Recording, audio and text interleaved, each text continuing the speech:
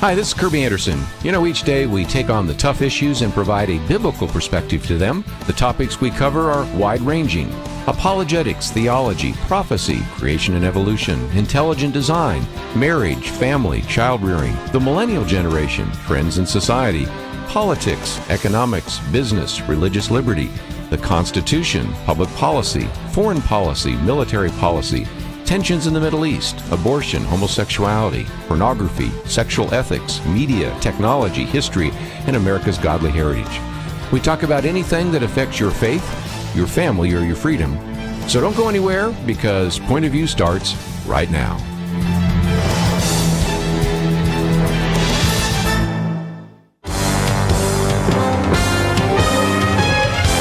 Across America, live. This is Point of View.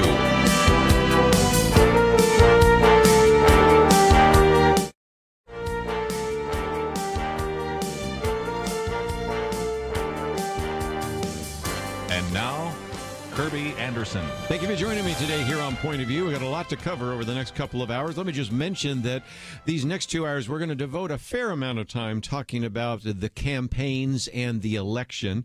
And if you find yourself saying, I hope you'll give me a respite from that at least a little bit later in the third hour, which is our second national hour, which airs from 2 to 3 o'clock. We actually will do that. We'll have Don Moen with us, of course, a artist that has written quite a bit of music, but we're going to talk about the background. You know, just as we enjoyed the movie, I Can Only Imagine, we've enjoyed the song, but we wondered the backstory to the song. He has a backstory that I think we'll talk about for about half an hour. And then we'll also talk with Matt Petersen of Wycliffe Bible Translators about why the Bible and some of the campaigns they're involved with. But for the next 2 hours, we really want to focus a little bit of time and attention on the campaign.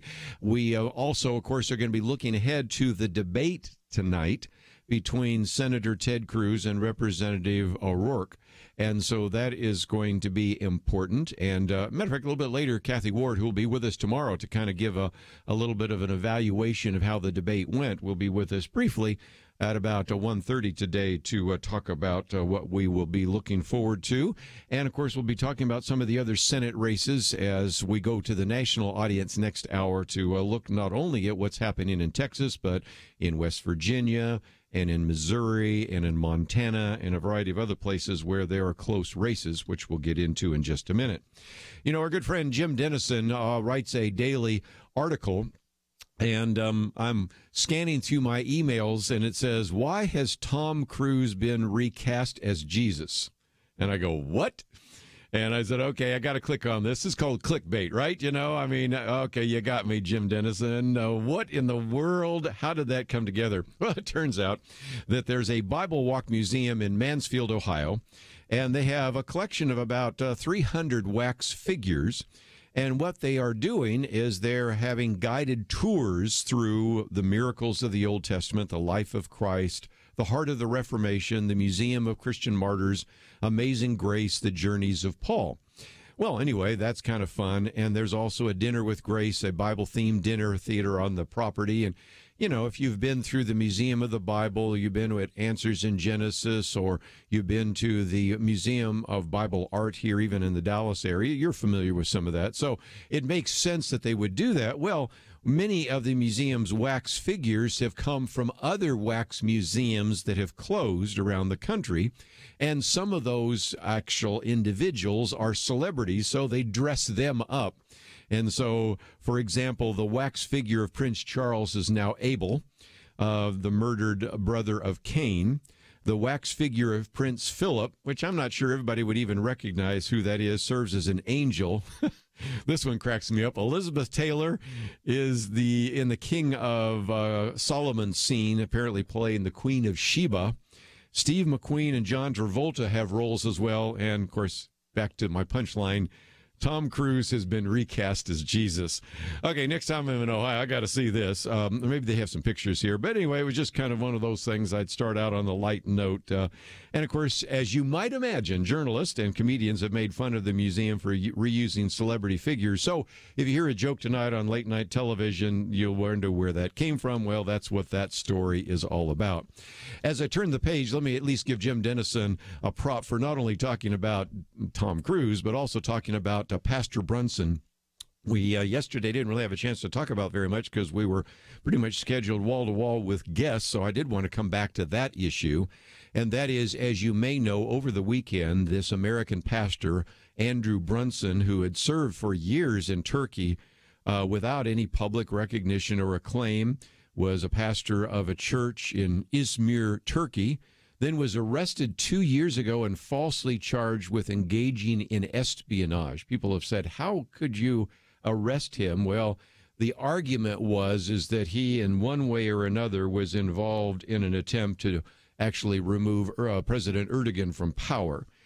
He is not a political person. It's hard to imagine that to be the case, whether they just wanted to close him down or whether there were people in the church that might have been guilty of that, I don't know. But anyway, he was held with 21 other prisoners in a cell, which was really just designed for 8. So you can imagine how bleak that was.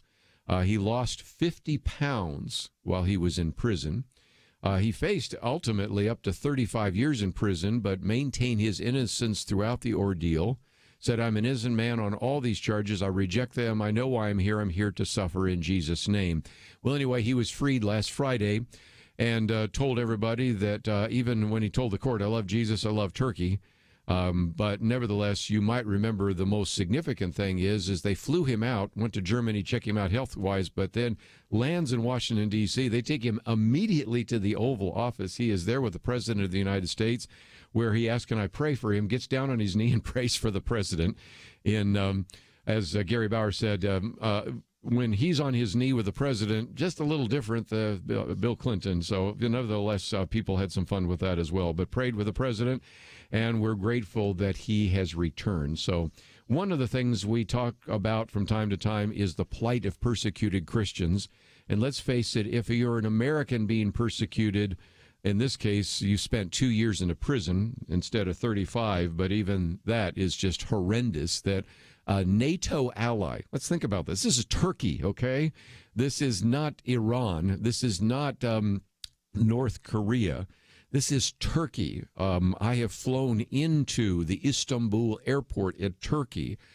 Many of our friends over the years have gone to Turkey to climb Mount Ararat looking for Noah's Ark, and many of our friends have gone to Turkey so that they can go to Ephesus and a variety of other important locations.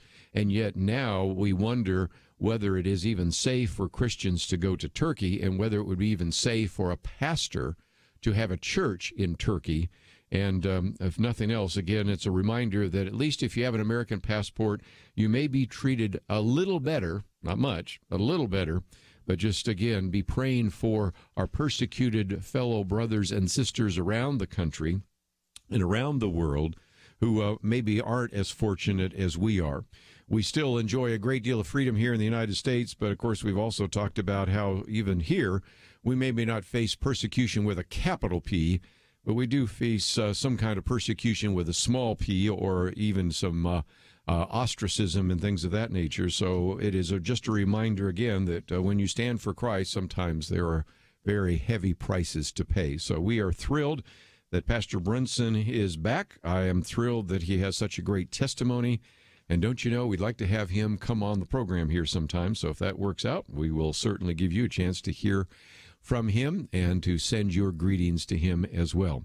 Let's take a break, though. When we come back, I want to get into a couple of quick issues, and one of those is, when is it possible that we could return to civility, and maybe even pick up a theme from yesterday that I just very briefly talked about in the second hour, but we didn't have a chance to talk about it this hour, and that is this really outstanding essay commentary by Senator Ben Sasse, which I think is kind of a preview to his book. And again, that's somebody else we'd love to get on the program to talk about his new book, and we'll talk about those implications right after these important messages.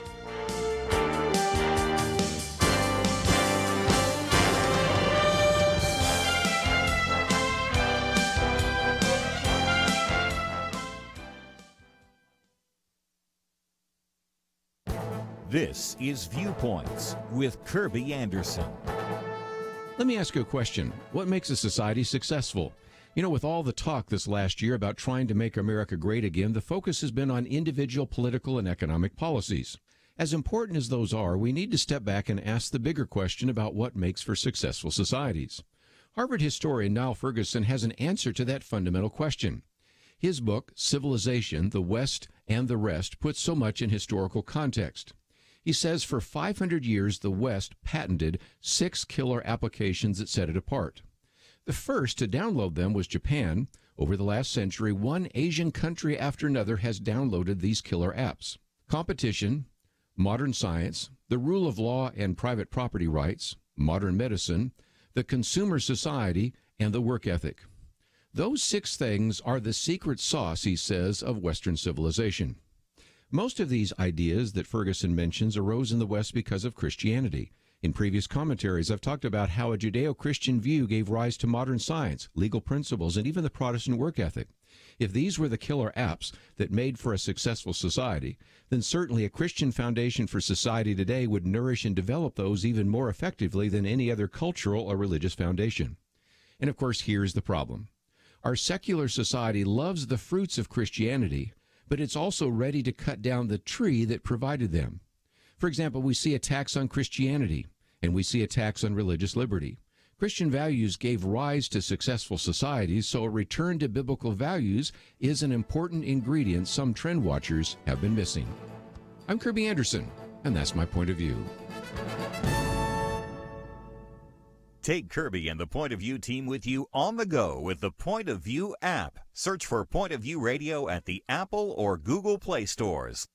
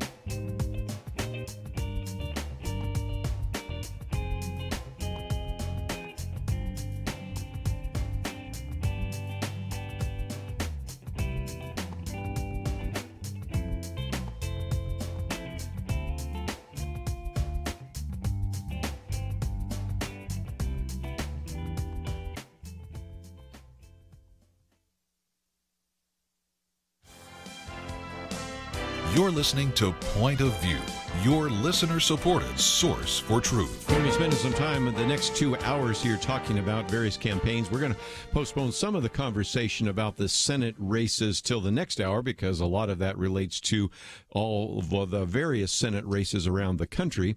But again, I might just mention that tonight we will be watching the debate between Senator Cruz and Representative O'Rourke, and to see whether or not there are other kind of sparks that fly, knowing that this is the last debate. They were supposed to have 3, but only ended up having 2, knowing that early voting is next Monday.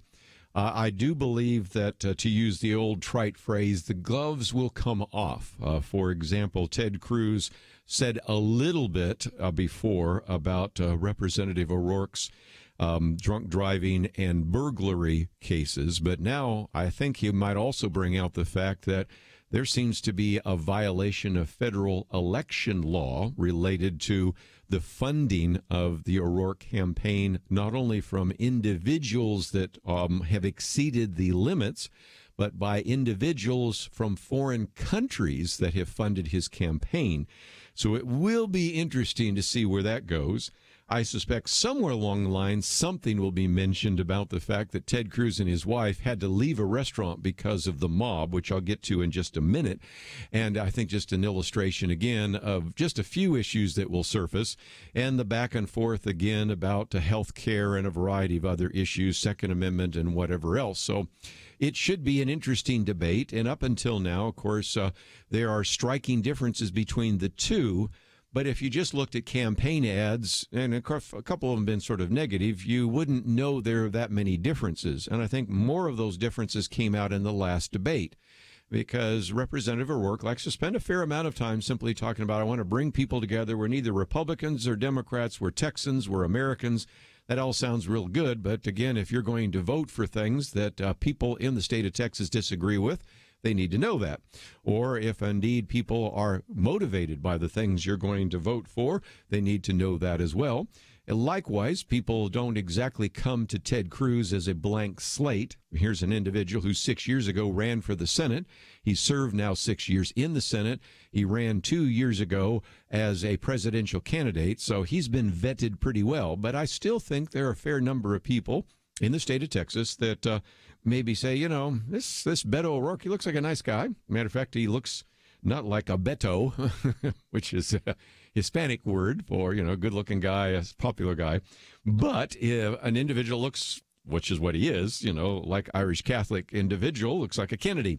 But how's he going to vote? And how has he already voted in Congress? And what will he do if he becomes the next U.S. Senator? So those will be some topics we'll get into next hour, and we'll be really trying to evaluate this time tomorrow after the debate itself. But in the midst of this, I think some of us, in midst of all the battles that have taken place on Capitol Hill, after some of these political ads during the midterm elections, and there have been a couple really negative ads, but not as many that seem to have surfaced during the primary. But still, I think some of us want to know, can we ever return back to civility? And Hillary Clinton gave us an explanation of when civility might return to America. And that is, Hillary Clinton told CNN the other day, you can't be civil with a political party that wants to destroy what you stand for.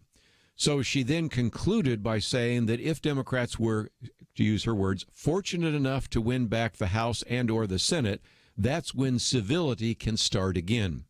Well, I've got a commentary coming out next week, and Michael Barone, I think, made two very wise illustrations and observations about her comments. First, he says, when she says you can't be civil, he said, wait a minute, you can be civil. He says, when you say you can't be civil, what you're really saying is you don't want to be civil. Yes, you can be civil even if you're convinced the other party is not. And if you want to put on a piece of paper all of the various aspects of incivility that have come from the left, and then on the right put all the aspects of incivility that you can come up with on the right, I think you're going to see a lot more on the left than on the right. We can go into that debate anytime you want, but the point is that if anything, telling some of your fellow Democrats, some of your fellow liberal progressives, maybe you need to cool it a little bit, would be appropriate. But the point that Michael Barone makes is that when you say I can't, you really mean I won't. Now, the second point he makes, even more powerful, he says her prescription for civility is essentially this, and now quoting from Michael Barone, quote, just let Democrats win the election, and then Republican senators and their wives can eat dinner in restaurants without being forced out by jeering crowds. And then he has a whole series of other things as well, but we'll just leave it there because you get the point, because it relates back to the issue of Ted Cruz and Heidi Cruz. But he also lists all sorts of other things that have happened and would continue to happen unless Democrats controlled at least the House, if not the House and the Senate. As you will see when we do this evaluation, at best, I think the Democrats are going to maybe win the House. I think it is relatively unlikely they're going to win the Senate, but we'll go through some of those numbers and evaluations in just about a half an hour or so. Michael Goodwin also, in one of his commentaries, put it this way. He said he was really surprised and really maybe even a little bit concerned that there was an outrage to her comments or the others by Maxine Waters and Eric Holder. You can go through the long list, because he said, quote, Clinton knows we're already in the danger zone when it comes to the political temperature. Her comments then, he said, are as reckless as bringing a can of gasoline to a bonfire, which I thought was kind of a very vivid kind of illustration. But I thought I'd mention, just before we take a break, one more anomaly that we are starting to notice, and our good friend David French talks about this, and we may get back to this a little bit later, and that is with these comments by Hillary Clinton, Maxine Waters, the list goes on and on. There seems to be a deliberate attempt when individuals begin to act on that there's a deliberate attempt apparently to prevent people from using the word mob. David French, for example, in his recent commentary for National Review, just describes the number of times just on CNN alone where guest commentators were told not to describe these actions as mob behavior. Now, I would suggest to you that go and look at the mob that basically forced Ted Cruz and Heidi Cruz out of a restaurant. Look at the mob that surrounded the founder and the publicity person for Turning Point and threw water in his face and really tried to start an argument. Look at the mobs right now in Portland, Oregon, outside of the ICE headquarters by Antifa, or some of the others that we've seen in other cities. I'll just pick Portland for the moment since that's been in the news, but there are many other examples of that. And look at the mob that rushed the barricades in front of the Supreme Court and were pounding on the walls of the Supreme Court doors, even trying to open them up. And if you can't call that mob behavior, I guess the words don't mean anything anymore. So just again, an illustration of some of the tensions that we're seeing right now. And so, again, one of the solutions to this, I think, is to recognize that we're not going to solve some of these political issues in terms of politics. And one of the articles that we posted yesterday, which you can find on pointofview.net, is a piece by a U.S. sitting senator, Senator Ben Sasse, entitled, Politics Can't Solve Our Political Problems. Now, most of you listening to this program are Christians, and we kind of understand that. We recognize that the social, political, and spiritual problems in America are not going to be solved in Washington, D.C. But it is pretty striking when a sitting senator has a piece which is entitled, Politics Can't Solve Our Political Problems. And that was, of course, the title of his commentary that came out in the Wall Street Journal. But unless you get a subscription to a Wall Street Journal, which I have, you probably wouldn't have a chance to read it. And so one advantage of going to pointofview.net and clicking on shows, you can find yesterday's show and you can find that article and you can read it.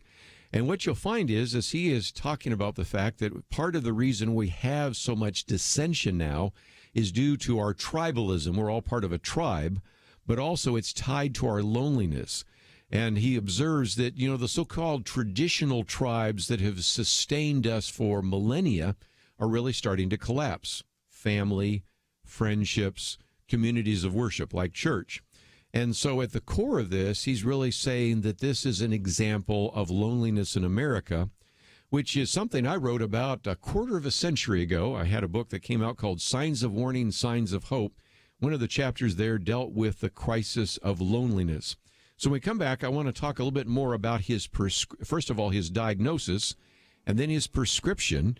And then we'll move on to a couple of other issues that I think will be of interest. That article is posted on the website. Another article I'm going to quote is also posted on yesterday's program. So we'll come back and look at both of those right after these messages. From Graceworks Pictures comes Indivisible, based on the true story of Army Chaplain Darren Turner and his wife Heather. It is with great honor that I have served my country. But I only stand before you today because Jesus is my rock, and because I have a family who loves and believes in me.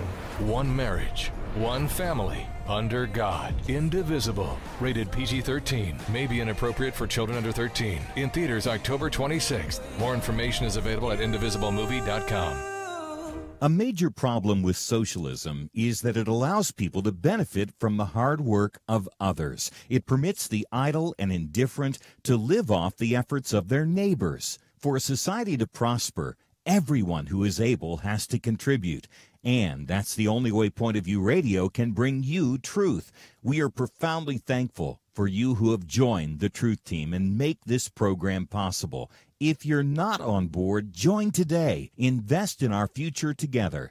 Visit pointofview.net/team or call 800-347-5151. Pointofview.net/team and 800-347-5151. Point of View will continue after this.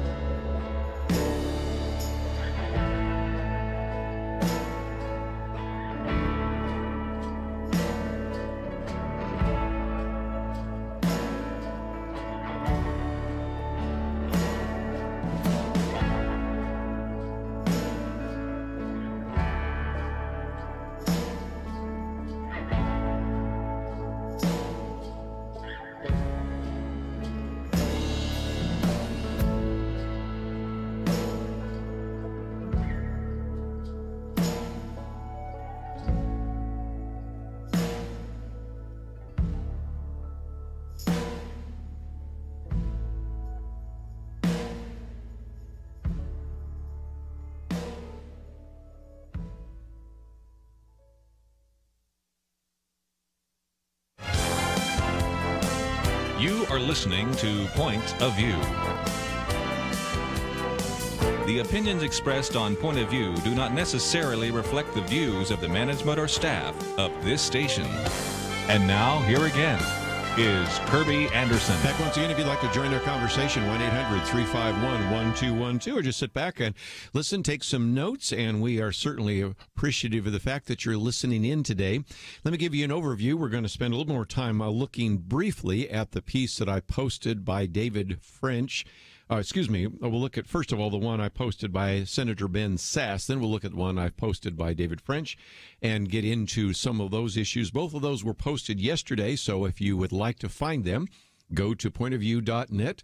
And there's a place where it says shows. There's a drop-down menu, says shows, and then click on shows, and then just find yesterday's show, and we have those articles posted. Of course, we every day post my commentary. Yesterday was a reaching out to our secular friends. Today, one I might get to a little bit later, successful societies. What makes a society and a nation successful? And so, again, you've heard a lot about Make America Great Again, but looking even beyond the United States, there seems to be, and we found it, kind of a secret sauce that explains why certain civilizations are successful. And the lack of that explains why certain civilizations are not as successful. And again, a lot of this comes from Niall Ferguson, a Harvard historian. In his book, Civilization, the West and the Rest, he really talks about that in many cases we can go back and look at, if you will, I'll change it from the metaphor of the secret sauce to one of those apps you could put on your phone. We see that there are kind of 6 killer applications that set us apart. And when you download those, if you don't already have those in your particular country, others like Japan and others have been able to download those and been very successful. And in case you wonder what they are, you can read my commentary. They're things like competition, modern science, the rule of law, property rights, modern medicine, consumer society, work ethic. And these, if you will, whatever metaphor you want to use, are the killer apps or the secret sauce that make societies successful. And in some respects, that's why certain countries have succeeded, and sadly, why certain countries have not succeeded. And we'll certainly get into that a little bit later. But I did post yesterday this piece by Senator Ben Sasse. He has a book coming out, and I'm hoping we can get him on this program. He's only been on once, and I would have him on regularly because I just appreciate his insight. Well, recently we had Os Guinness in studio, and we went to an event that night. And one of the questions that came actually from somebody sitting at my table in my Sunday school class is, you're talking about the need to find some statesmen. Can you identify any people that you see in Washington or other places that fit that category of what you're looking for? And it was interesting. Os Guinness said, well, I really don't want to mention names, but I guess I'll mention at least one. It was Senator Ben Sasse. And I thought, okay, well, that's who I would have mentioned. And so, again, we have a great respect for him. And his previous book, as well as his current book coming out, are ones that I think are must read. Speaking of books to read, one of the books that you notice that Nick Pitts and I mention pretty regularly, I also have in my commentary, and it's one quoted by Ben Sasse, and it's a book called Bowling Alone. Now, I'd forgotten until I read Ben Sasse's piece that it came out in 2000. So this book is 18 years old, but it was as prophetic, maybe is more prophetic than even my book that came out 24 years ago. But nevertheless, Robert Putnam has talked about the fact that we are bowling alone. What he means by that is we're no longer involved in a community. Ask a typical person, even in your church, can you name your neighbors, your next door neighbors? The person on the left of you, to the right of you, maybe the person across the street. If you're in an alleyway, the person behind you. Can you name even anybody in your neighborhood? Do you know those individuals? I live in a neighborhood where I do know those individuals, and I know them pretty well. I live in a neighborhood where some people still sit on the front porch. Yes, that still happens. At least it does in Allen, Texas, where I live. But we're not so much involved in the community. We're also moving, and that's part of the problem. We move with regularity to advance careers, jobs, whatever, and so we don't have as many friends because, it's harder to keep in touch with them, although Facebook certainly helps and email helps. We have fewer shared projects. Fewer of us belong to civic groups. So the bottom line is we're very much alone. So then the argument that Ben Sasse, Senator Sasse, makes is we don't want to be left out, though. He says you don't want to feel like that same isolation that you felt at the edge of the cafeteria or as the last kid picked for kickball. So we kind of yearn for a group, and oftentimes political ideology fulfills that as a basis for our intimate connection. And he says that really, in some respects, cable news tribes offer a common experience. So he says to reverse these trends, I think we need to learn some of the things he talks about in his book called Them, Why We Hate Each Other and How to Heal. And even in his commentary, let me just read from that. Soon we'll be probably reading from his book. If he doesn't come on the program, we'll read from his book without him, but certainly we hope he'll come on so that we can talk with him. But he said, my wife and I decided to put down roots by reinvesting in my hometown of Fremont, Nebraska, despite and partly because of the fact that it was showing signs of economic decline. They lost some of their largest employers and things like that, and so they recognized that this was a place of need. And so then he said, we've been working with our children to develop an imperfect provisional strategy for engaging more meaningfully with our community. We tried through our church and local groups to become friends with people from every race and income bracket in Fremont. We began doing more community service. We've made an important symbolic commitment by buying cemetery plots here and much, much more. And so then he talks about some of the things that they've done. And again, what he's calling for is the need for us to use a phrase, replenish social capital. And in my commentary, I say not only should we be trying to replenish social capital, but we should also be trying to reverse the tribal conflict that we see. So anyway, that's one of the articles we posted by Senator Ben Sasse.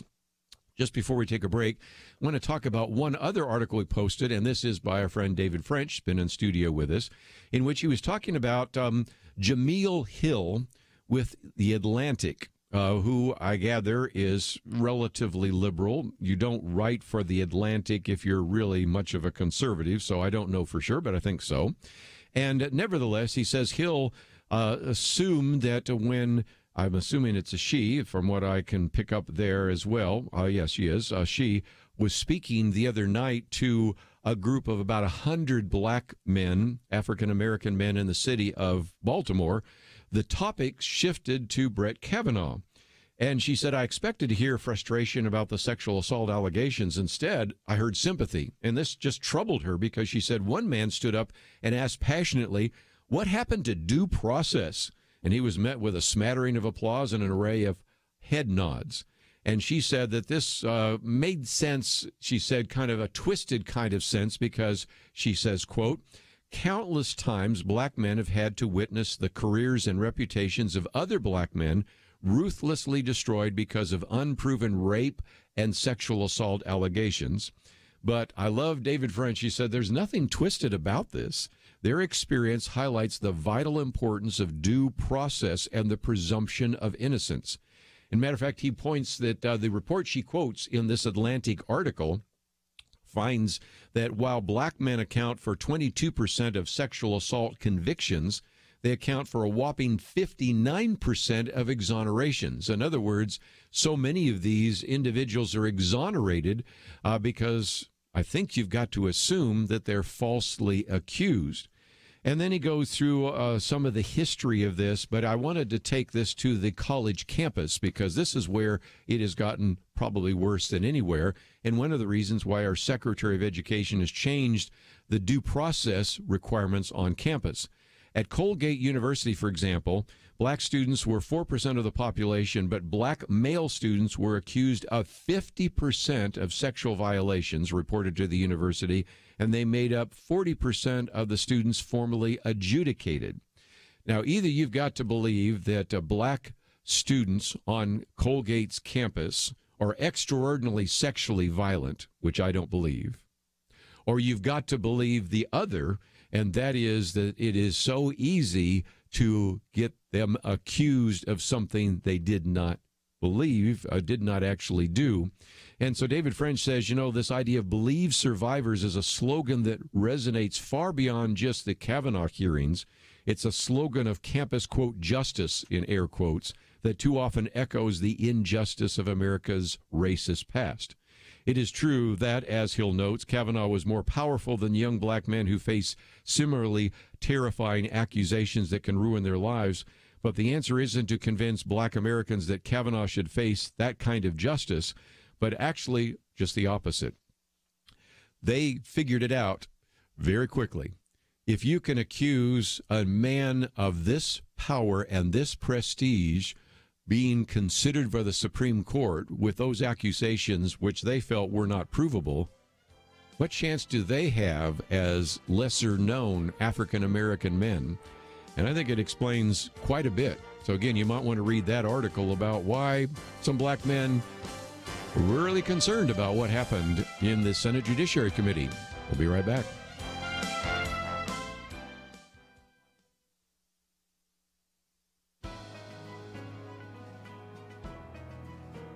Welcome to the First Liberty Briefing. I'm Jeremy Dice. In May of 1915, Major John McCrae buried his friend. It is believed that after the burial, he penned the now famous poem, In Flanders Fields. This is what he wrote. In Flanders fields the poppies blow, between the crosses row on row, that mark our place, and in the sky the lark still bravely singing, fly, scarce heard amid the guns below. We are the dead. Short days ago we lived, felt dawn, saw sunsets glow, loved and were loved, and now we lie in Flanders fields. Take up our quarrel with the foe. To you from failing hands we throw the torch. Be yours to hold it high. If ye break faith with us who die, we shall not sleep, though poppies grow in Flanders fields. The reference to crosses was no accident. These were the markers used for temporary gravestones across Europe. When the graves were made permanent, the world community rejected efforts to convert the temporary cross-shaped gravestones into rounded tombstones. That is why today, across America, many veterans' memorials are cross-shaped. And that is why we defend them. Today, the foe of McCrae's poem are those wishing to purge the religious from public view, including veterans' memorials bearing religious imagery. But we will not break faith with those who died. To learn how First Liberty is protecting religious liberty for all Americans, visit firstliberty.org. I'm Kelly Shackelford, President and Chief Counsel of First Liberty Institute. Let me ask you, what if America's best attorneys from the very top law firms got together to defend religious freedom in court? That's exactly what's happening at First Liberty. And the best news? We're winning over 90% of our legal actions. Come learn more at firstliberty.org. You'll be encouraged. That's firstliberty.org.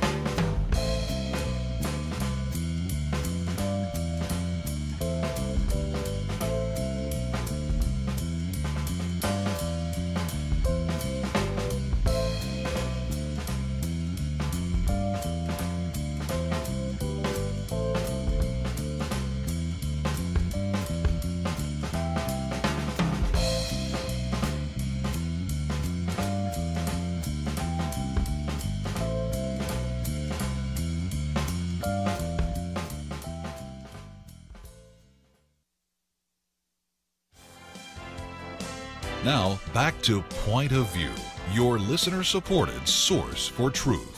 Back for a few more minutes, and in the next hour, we're going to spend some time looking at two issues. Number one, Elizabeth Warren.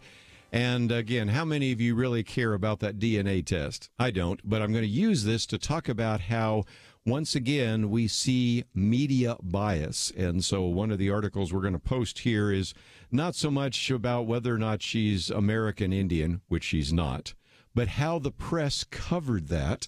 So we're going to get into that. We're also going to look at some of the Senate races and a number of other issues. But just a minute ago, I mentioned the Kavanaugh hearings, and it brings me to something else that I've been writing about lately, and that is one of the real issues in the Kavanaugh hearings was how to interpret the Constitution. Long before we even heard of any of these allegations, about the fact that he may or may not have been drunk or what he did.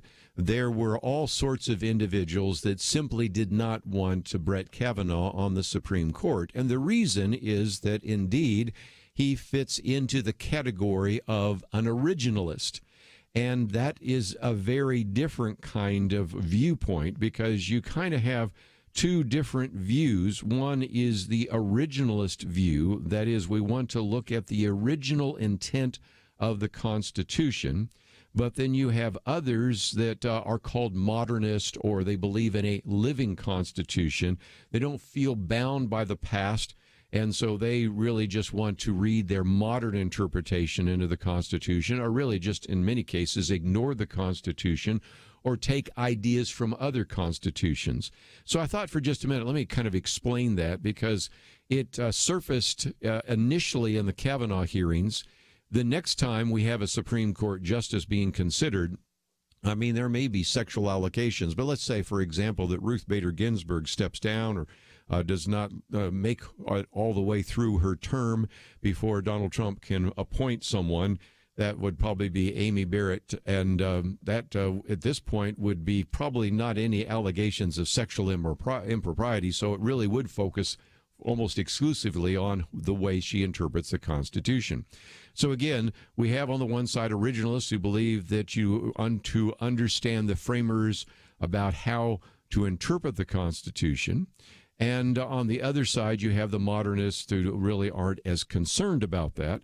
And the example I love to use is you probably, no doubt, know people who, when you have some debate about what the Bible has to say, some who then really want to, on the one side, maybe try to understand what the writer, Jesus, Peter, Paul, James, whatever, was trying to communicate. Or you have others that simply read into the text his or her assumptions. So in some respects, we have a pretty good idea just from our own experiences of how people read the Bible as to how some of these judges and justices want to read the Constitution. So originalism is kind of espoused by lawyers and judges and others that believe that we should understand the Constitution how it was constructed, which is why sometimes it's called strict constructionism. And they want to understand the original intent of the Constitution. And they'll do that by reading the framers of the Constitution. They'll look at the notes for the Constitutional Convention. They'll read the Federalist Papers. They'll look at other writings during the founding era. And, of course, they'll also pay attention to judicial opinions that came from other judges and justices in the past who were originalist as well. And so the argument for this is that it's a binding contract on the American people. Let me change the illustration.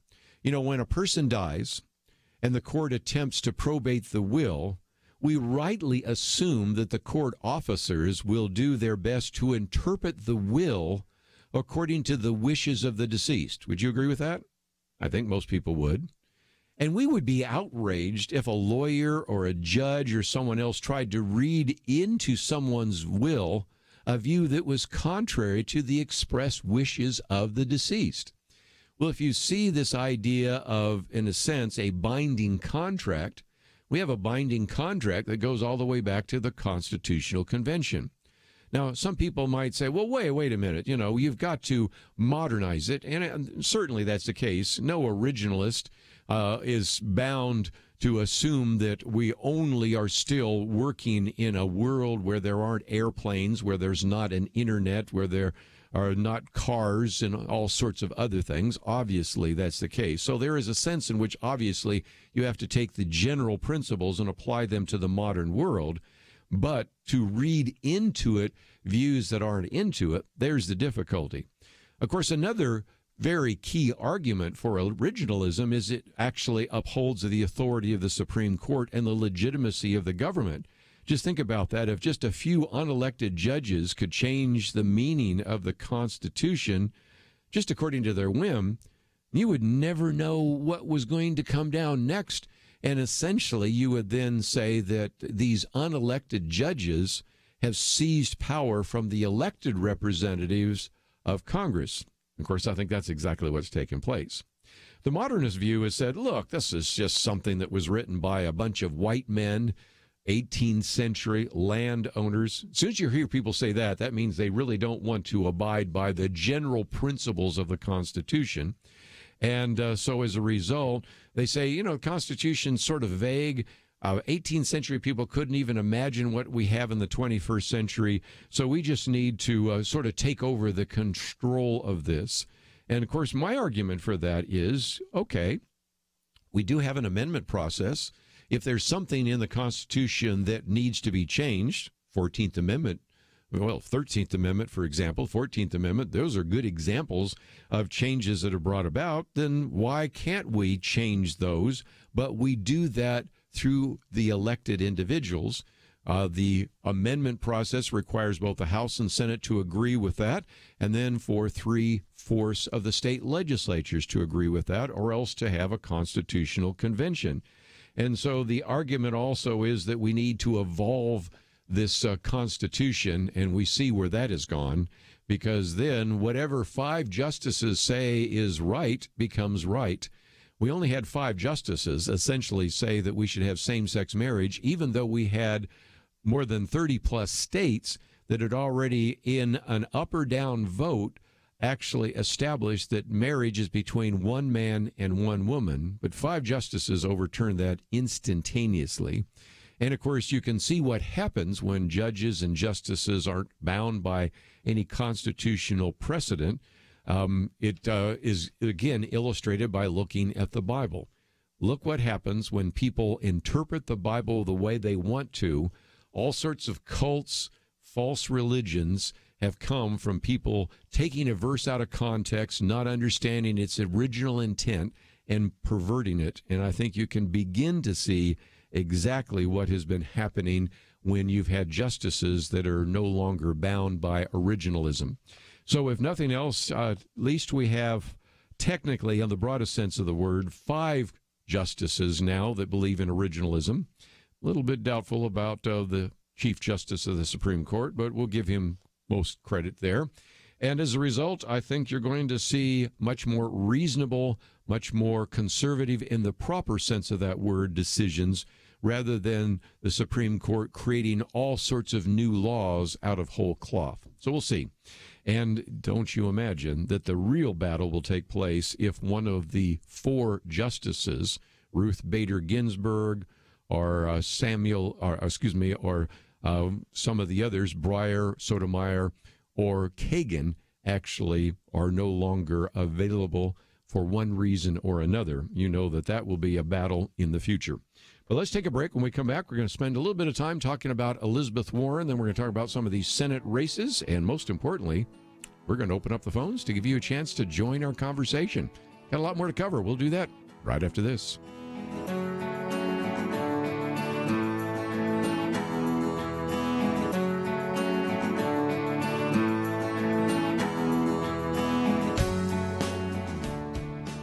It wasn't long ago, it seemed, every official decision brought religious liberty and our ability to live as faithful Christians into question. Some of us wondered how long it would be before we were literally forced to choose between obeying God or men. That pressure seems to have subsided just a bit, and now is the time not to take a breath, but to work as hard as we can for the future of our nation. Thanks to you, Point of View is doing just that. And our special thanks to those who have become members of Truth Team 360. In football, 22 guys battle it out on the field while 40 or 60,000 watch in the stands, and perhaps hundreds of thousands more watch on television. We need a special few to get out of the seats and into the game. Join today by calling 1-800-347-5151 and ask to join the Truth Team, or visit us online at pointofview.net/team. We really do need you. The nation needs you. 800-347-5151 and pointofview.net/team. Point of View will continue after this.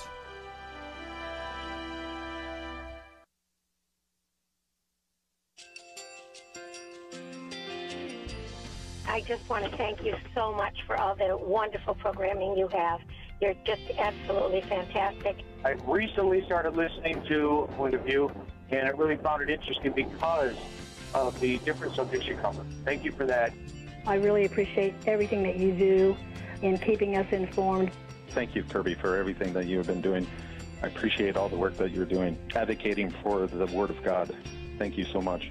Point of View, I think, is absolutely necessary because it's a Christian perspective, a biblical worldview perspective, and receive very current, up-to-date information about what is really going on, week to week in our culture, which is changing so rapidly, and yet it's morally sliding backwards. Yeah, I'm just, first of all, I thank you guys. Y'all's program is wonderful, and enjoy it every day. I learn so much every time I listen to it.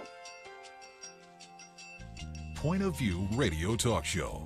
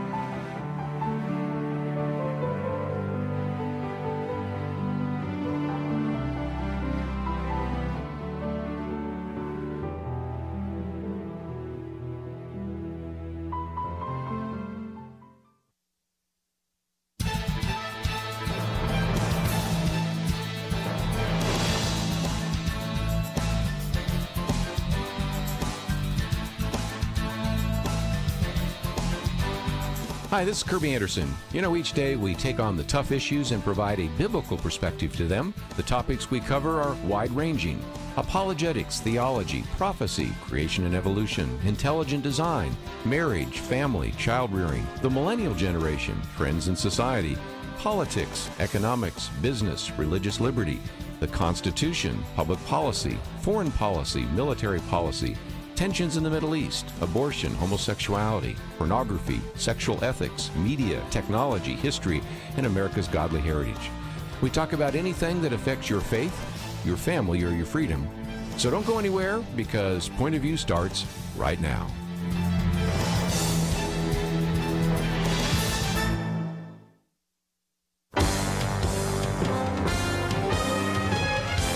Across America, live. This is Point of View.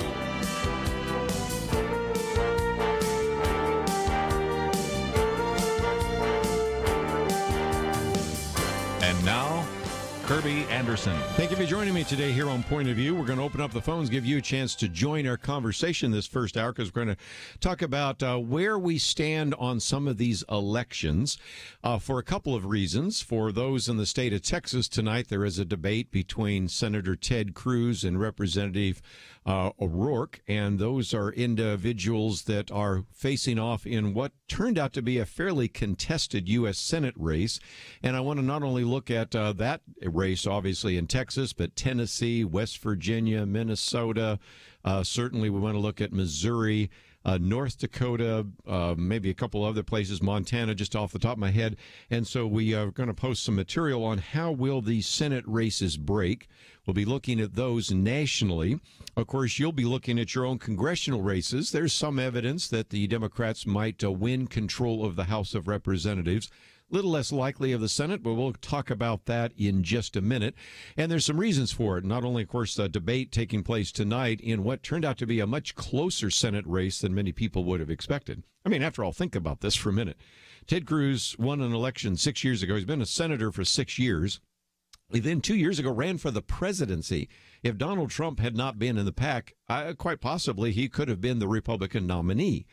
And so then for him to face such a tough race at home kind of reminds some of us that are older of California. You know, in 1960, Richard Nixon ran against John F. Kennedy and lost narrowly by less than one vote per precinct. Some people think that if you were to count all the votes carefully, he might have even won. But nevertheless, here a national candidate, and then decides 2 years later to run for governor of the state of California. After all, he'd been a representative out of California, been a member of Congress out of California, so you would have thought he'd won that. No, he lost there as well. And so many people thought that was the end of Richard Nixon. But in 1968, of course, he won the presidency, again, in a very close election. So Ted Cruz sort of feels a little bit like Richard Nixon. Gosh, I ran for the presidency, almost won the nomination, and then am facing a tough race in Texas. But even apart from that, I know most of you do not live in the state of Texas, maybe only slightly care about Ted Cruz's race. You are watching what's happening in your own community. And let me just mention that some of you, I'm thinking of those of you up there in Vermont right now, you've already been able to early vote. Some of you later this week, I'm thinking of some of you in Tennessee, can start voting. And starting next week on Monday, a vast number of our listeners will be in states where they could early vote. So this campaign is coming and winding down, because if somebody early votes, let me just take that one, October 22nd, and I probably will, if I have a chance, vote, although I am going out of town that day, but it's possible I could vote before I go out of town. But nevertheless, I could vote. And then any ad from October 22nd to the 1st of November doesn't make any difference, because I've already voted. So that's certainly important. Which brings me to a point before we get into some conversation I want to have for just a few minutes about Elizabeth Warren, because that's in the news right now, that if you go to our website, pointofview.net, in the middle section there it says Take Action, and we have our 2018 midterm election resources. Now, I would encourage you to go there and find the material that we have posted so far. And I would encourage you to go back. What I find sometimes is people go there once, find some of the material, they never go back, and we're adding material every single day.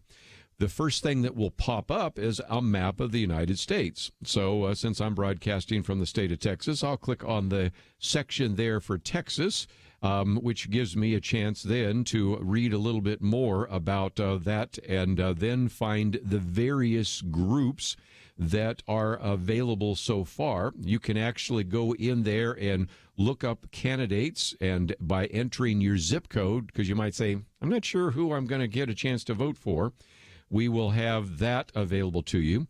You can find who your elected representatives are. Most of you are in states where you've already registered to vote, but some of you can actually register to vote for another week or two, sometimes almost up to Election Day. So we have a section there called Get Registered to Vote. And then we've posted some of our voter guides, and I'm clicking on the one right now for iVoter Guide, and I have already used some of that myself, because what it does is gives you a chance to find your polling place, find some voting information, and in particular, once if you know your zip code, let's hope that everybody knows their address and zip code, it will then print out some of that information. Now, if you find that some of it says information not loaded, that's because we're putting it on as quickly as we possibly can, and we just wanted to give you as much information as possible. So again, I want you, if you're saying, okay, we're getting close to the possibility that I might want to cast my ballot, where's my polling place? What about early voting? Can you give me some information about some of the candidates? We're going to do the best we can over the next couple of weeks to do so, knowing full well that some of you could have already voted by now. Isn't that amazing? That may be just a little too far out. I think in Vermont, if I remember right, you can vote 45 days before the election, which means if there's any kind of debates, you might have voted before anybody even did one of the debates. And, of course, as I mentioned, by next Monday, some of the people that might be watching this debate between Ted Cruz and Beto O'Rourke or Robert Francis O'Rourke can start voting starting Monday. And, of course, some of you are in states, and, again, I'm thinking of those of you in Oregon and Washington and Colorado, vote by absentee. So you could also be sending that in early ahead of time. So let's, if I can, just again encourage you to find some of those resources. And if you don't find everything that you need, can I ask you to be patient with us? We try to load it as we find more. And if you want to click through some of that and find the material, again, there's a section called Read More, and that point then has election resources by various states. And each particular one is giving you information about some of the candidates. I just clicked on the one for state of Texas, just out of interest there. It shows you what you need to know on Election Day. It gives you the polling place hours. It has a link so that you can find your polling place. Gives you a chance to register to vote, which for people in this particular state cannot do so. And then it has the Senate candidates, the governor candidates, the various other races, and you can click through those and find out how those ratings are, because in some cases, especially if you go to the iVoter Guide, you'll see them rated in terms of whether they're very liberal, moderate, conservative, very conservative, and you might say, okay, how did you come up with that? And it will then show the answers to some of the questions or some of the deliberation that was taking place by some of the groups that gathered together to find some of that. Also tells you in many cases who they were endorsed by, how they were funded. And so, again, it depends on where you're located in the country, how much information we've been able to load so far. But I found it extremely helpful. And so, again, I encourage you to go to the website, pointofview.net, not just today, but each day go back and see if there's something else we've been able to add. And certainly by the time most of you in the country are ready to early vote, and certainly by the time the rest of you want to vote on Election Day, you'll find a lot of material at pointofview.net. Let's take a break, though. I want to talk a little bit about Elizabeth Warren. No, I really don't care that much whether she's Native American or not, but I do want to focus on how this is another good example of media bias. We'll come back and talk about Elizabeth Warren and the press right after this.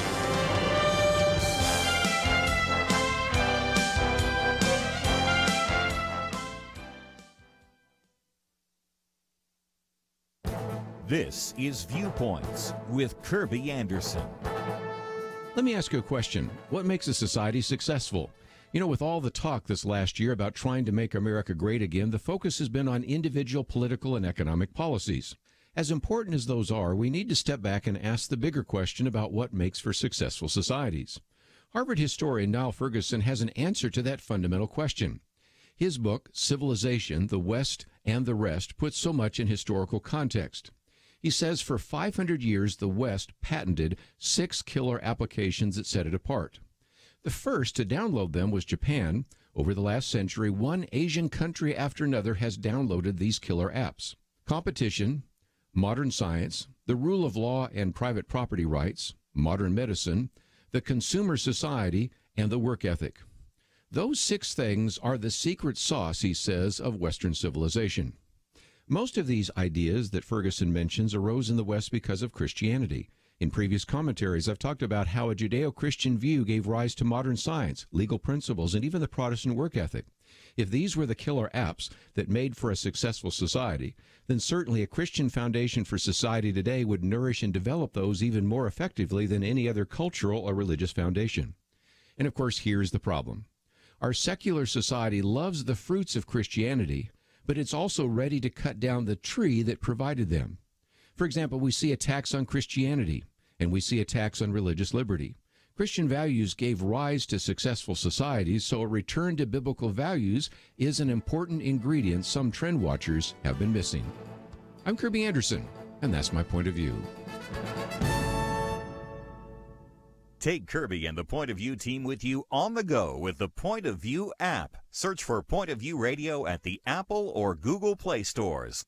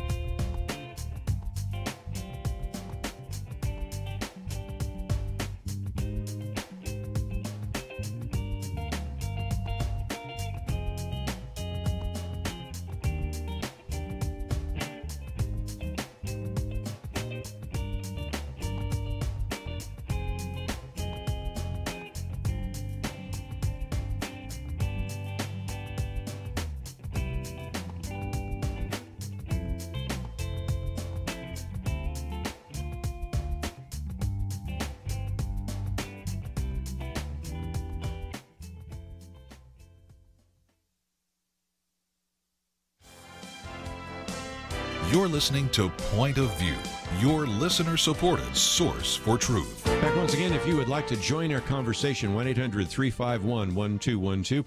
A lot of people have been talking about Elizabeth Warren. I don't want to spend a lot of time on it, but I'd love to get your comments, especially for our listeners in the state or the Commonwealth of Massachusetts, because after all, you've been electing her as a senator. Maybe you didn't vote for her, but certainly your state has elected her. And more importantly, she is no doubt running for the Democratic nomination for President of the United States. Does she have a chance? I'm not sure. The polls that have been done so far show her at about 1%, but that's assuming that the vast majority of Democrats are going to vote either for Joseph Biden, who kind of is leading on that straw poll right now, or Bernie Sanders. And further down the list is Elizabeth Warren. Of course, these polls mean almost nothing right now. A lot of it has to do with name identification. But let's go back to yesterday, in which the Massachusetts Senator Elizabeth Warren released a DNA test.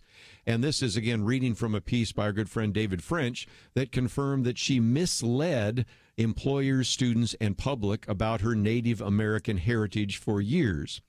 Now, that is what she said. But he said, in a bizarre way, David French says, all too many members of the media treated the results as vindicating her. And he says, here's a good example that down is up, black is white. The imperatives of the resistance apparently dictate propping up, as he says, a liar, as long as she's able to beat Trump in 2020. Again, David French goes through the facts. He says, for an extended period of time, at a key point in her professional life, Elizabeth Warren identified herself as a Native American woman. You've heard this before. You've heard her referred to derisively by Donald Trump as Pocahontas. Maybe you've heard Rush Limbaugh call her Pocahontas. You know, you've heard all the phrases before. And this includes former employers such as the University of Pennsylvania and Harvard Law School. She was listed by Harvard Law School and even trumpeted as the school's first tenured woman of color. If my African-American listeners right now believe that Elizabeth Warren is the first woman of color at Harvard, I just don't even know what to make of that.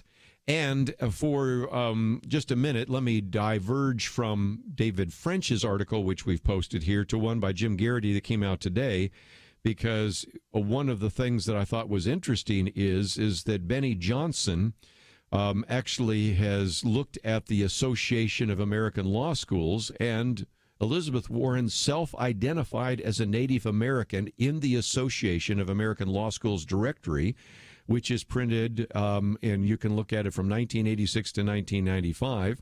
You can even see a 2005 report from the University of Pennsylvania's Minority Equity Committee that referred to Warren as a Minority Award winner.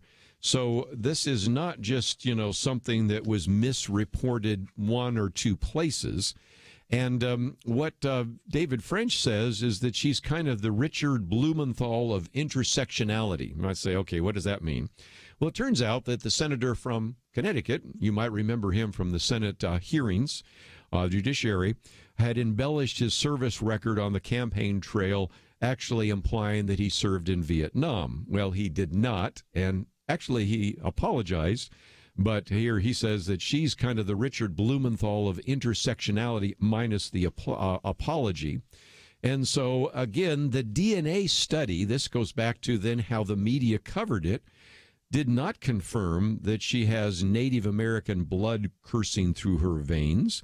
But nevertheless, people in the media said, remember Donald Trump said that she needs to take a test, and if she takes the test and she shows that she's an Indian, then he needs to send, the money was need to send and all that. And the press picked up that theme. Well, it turns out, we now also know that they were comparing it to actually blood from Latin America, so it's not even necessarily Indians, but nevertheless, I'll leave that alone for a minute because that's not as important. But the point that he is making here is that her ancestry is so remote, maybe 6 to 10 generations removed, that she could not plausibly claim to be a Native American Indian. Again, I'd love to hear from some of our listeners who I know are Native Americans, and you could not plausibly claim that on a job application. That would essentially constitute resume fraud, and you certainly could not claim membership in a Native American tribe. Of course, you've seen what the Cherokees have said about this more recently. And just to put this in perspective, if her Native American ancestry is 10 generations removed, then she is only 1/1000th of a Native American at best. By that measure, white Americans are also commonly black, and black Americans are commonly white. And he goes on to say, it turns out that at least some mixing is routine in American racial groups. A 2014 New York Times reported on the result of a massive DNA study that found that, quote, European Americans had genomes that were on average 98.6% European, 0.19% African, and 0.18% Native American. Black Americans were 73.2% African, and European genes accounted for 24% of their DNA, while 0.8% of that came from Native Americans. In other words, as David French concludes, Elizabeth Warren isn't a Cherokee. She's a relatively normal white American, a person with some bit of mixing somewhere in her distant past. Now, again, David French then gets back to the media bias.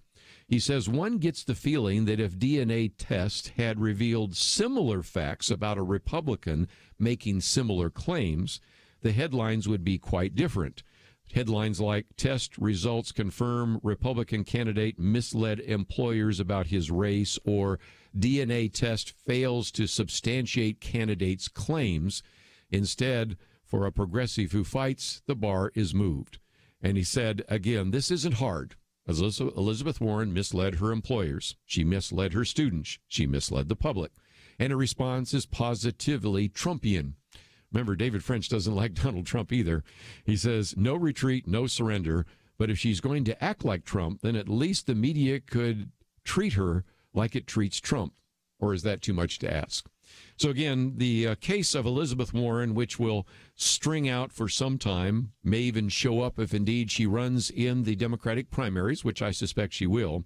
But I think the lesson there is simply that the press went along with her comments, which I think were inappropriate, and said that these justified her actions. Actually, if anything, they did not vindicate it. It actually contradicted it.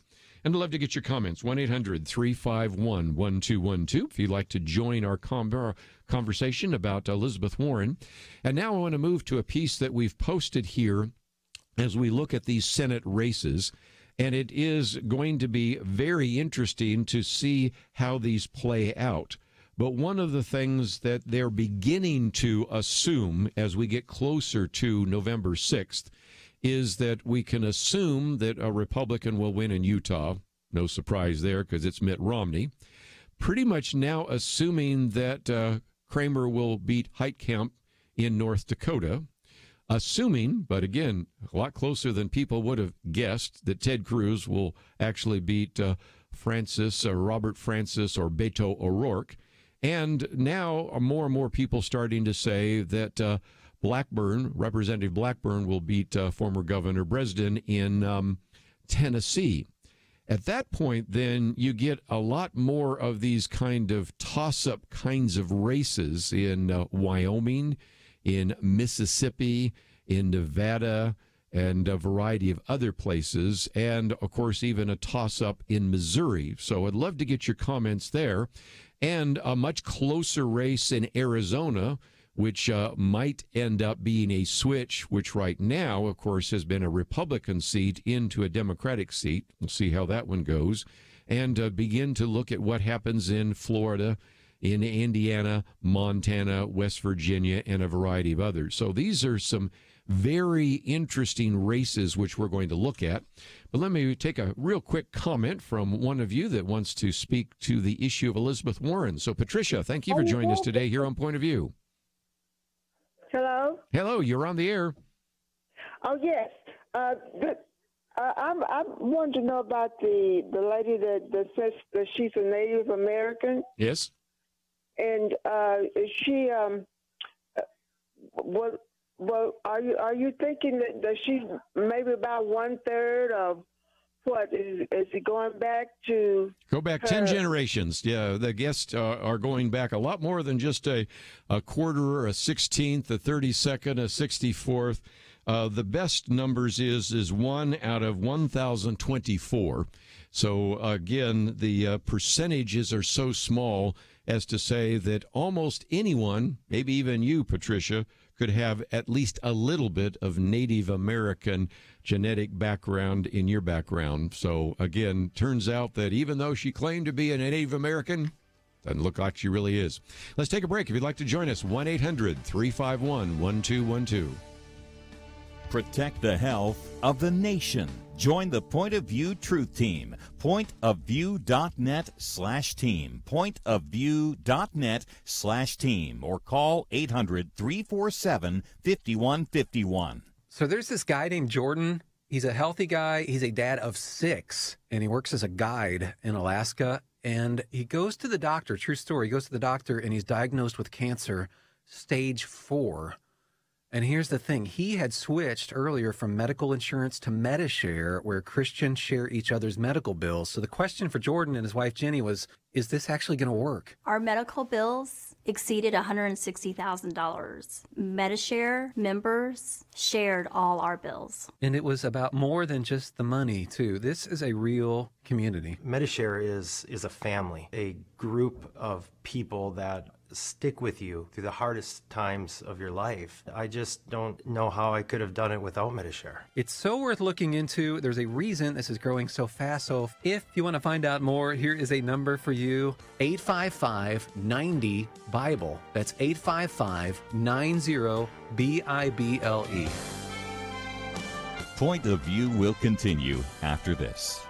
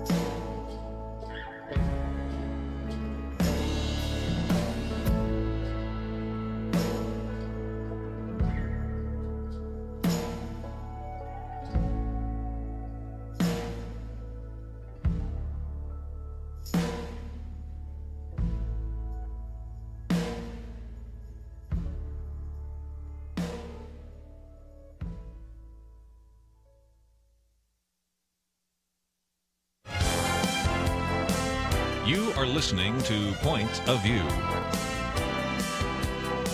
The opinions expressed on Point of View do not necessarily reflect the views of the management or staff of this station. And now, here again is Kerby Anderson. Continue our conversation. If you'd like to join us, 1-800-351-1212. The rest of this hour, we're going to be talking about some of these Senate races, because those will not only be important in terms of these judicial appointments. Imagine what would happen if indeed there were not enough Republicans, if you can, to actually confirm Brett Kavanaugh. And I'm going to talk a little bit later, if we have some time, about constitutional interpretation, because that's really what was at stake in terms of his nomination. Of course, yes, we get into the extra questions of sexual allegations and all the rest. So we'll spend some time talking about that. Next hour, if you say, look, I want to get away from politics, well, we're going to do that. We're going to have Don Moen with us. God will make a way. And it's always fun sometimes to hear the backstory. If you ever went to the movie, I can only imagine it was kind of fun to hear that backstory. We'll hear some backstory for Don Moen. Will be with us for about a half an hour next hour. And then for about a half an hour, we'll be talking with Matt Petersen, who is with Wycliffe Bible Translators, about why the Bible. And I think you'll appreciate that. Before we get into the Senate races, got at least one leftover comment about Elizabeth Warren. And I always love to hear from some of my Native American listeners, many of you from the southwest part of the United States. In this case, we're going to Louisiana, WPAE. Charlotte, thank you for joining us today here on Point of View. Thank you for listening to me. I would just like to say that I'm a Native American. My father and mother were from Oklahoma, and they were on the Dalles Road allotment, and that means that when we were forced onto the Trail of Tears, my ancestors, and or either remove the Removal Act of the Indians to Oklahoma, you were giving a number, and you have to have that number to prove. It's called a roll number, to prove that you're Indian blood. And it's very, very hard to get one, and you have to go back, and everything has to be documented about from that day forward that your grandparents was listed on the road where they were given some land. And I would just like to say it's highly insulting to the Native Americans for someone to say that they are Indian, Native American, and to pretend they are. And I would think that maybe she had gotten financial help to go to school. Oh, yeah. And she may have benefited from saying that. And she was taken away from the Native Americans that are really in need of that help. I'd love to get your comments, because, she, first of all, used to tell the story that her father's parents couldn't marry because the mother was part Cherokee and part Delaware, which we have questions about. But again, like I said, she was listed as a woman of color at the Harvard Law School. She was considered a minority faculty member at the University of Pennsylvania. And if you can believe this, she even contributed to a Native American recipe book, which, I kid you not, was called Pow Wow Chow. What are your thoughts as a Native American about her claiming to be Native American and even contributing to a Native American recipe book, of all things? It's very insulting, because the Native American people, they really need help. They do. And they need financial help, and they need help other ways besides someone pretending to be Native American and taken away from probably their financial help. And I just think it's very insulting. Well, and I'd like to say another thing about the Pocahontas that Trump says. They try to make a big deal out of that. That's not insulting to most Native Americans. Well, so they're blowing that out of proportion. I think some people are insulted by it, but but the point is, he calls her Pocahontas, and of course others have said Pocahontas because she's a faux, if you will, Indian. But nevertheless, and again, one of the reasons I thought it would be good to hear from a few of you that are Native Americans is, this is something that is still an issue that needs to be addressed. When I was at Georgetown and graduate school, one of my good friends there, people that we were very much involved with, worked in the Bureau of Indian Affairs. It gave me kind of a hands-on feel for the plight of Native Americans even to this day in America, and for her to claim that status, which the Cherokee Nation apparently has rejected, I think just makes the case. So I appreciate your call, and I'll take some more calls on this in just a minute, but I have now calling in somebody that I wanted to talk with, and that is Kathy Ward. If you're with us a couple of weeks ago, of course, we had her on our Truth Team Week. She joins me oftentimes on the first hour that we do just for the local stations, and we're going to be watching the debate tonight between Representative O'Rourke and Senator Cruz. And Kathy Ward is a talk show host and an individual that has been very prominent in the Republican Party. So, Kathy, what should we look forward to tonight when we, those of us, watch the debate that we are going to see between the senator and the representative? Tomorrow and be in studio with the Point of View radio talk show team. I tell you what, everybody should be watching the debate tonight. And it's not a Friday night, so high school football is not an excuse this time. But I really think that people should be looking for substance.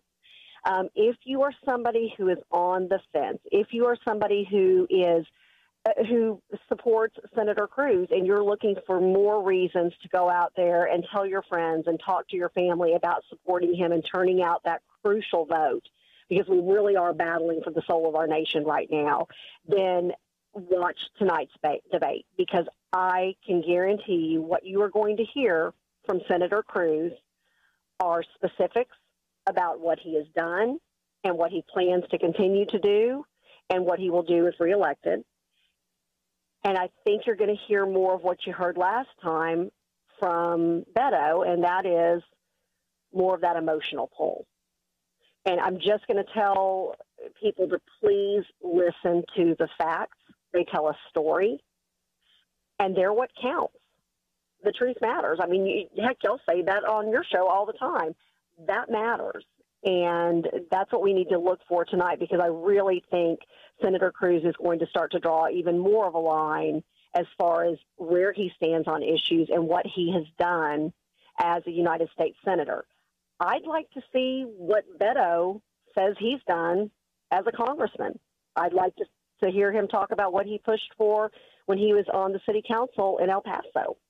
I think the past things that both of these men have pushed for and succeeded with, in the case of Senator Cruz, are crucial. And if you're somebody who is looking to help recruit more voters for your candidate, or if you're on the fence, this is an extremely important debate for you to watch. Let me just mention, too, something you said in passing that will be helpful for all of our listeners, because we have 34 Senate races. And let me move from Texas to Missouri for a minute. Josh Hawley running against Claire McCaskill. And, of course, there's a little video, an audio going out right now about Claire McCaskill, of some of the staff members saying, well, we can't really tell people what you really believe because you might not get elected. In some respects, it seems to me, Kathy, we should not only pay attention to what candidates say, but what they don't say. And in the case of course, Representative O'Rourke, oftentimes called Beto O'Rourke, it's lots of times when he doesn't say something. And so I think the value of a debate is the opponent can then point out he did not say, or in the case of Josh Hawley, she did not say something, but let me say that's exactly how they voted. And, of course, in many cases now we're talking about individuals that have voted in the Congress or in the Senate. And so as a result, we have a voting record, so you don't have to guess as to where those candidates stand on some of those issues, do we? I think that's extremely wise what you have just said. You're right. If there is a question, or if Senator Cruz turns to Beto and says, and where were you on this issue? And he goes into another one of those, and we talked about this the last time, or the time before last that I was on your show. If he goes into story mode and says, well, let me tell you about so-and-so who lives in such and such county in Texas, blah, blah, blah.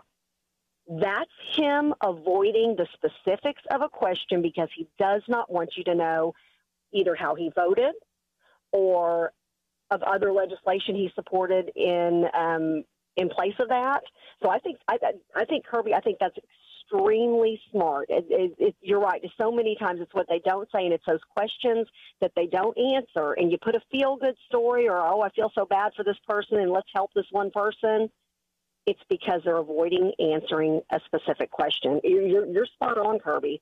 Well, we need to take a break. And, Kathy, I look forward to having you in studio tomorrow. And Thank you. For our listeners, even though that is kind of our local show, you can either watch it or listen to it on either Facebook Live or at pointofview.net. And I know many of you around the country supported Ted Cruz when he ran for the presidency in the nomination. So that might be kind of one of those interesting debates. If nothing else, I don't know why they can't just sell tickets, because watching Ted Cruz debate is really interesting. So look forward to having you in studio tomorrow. Let's take a break. We'll be back with more right after this.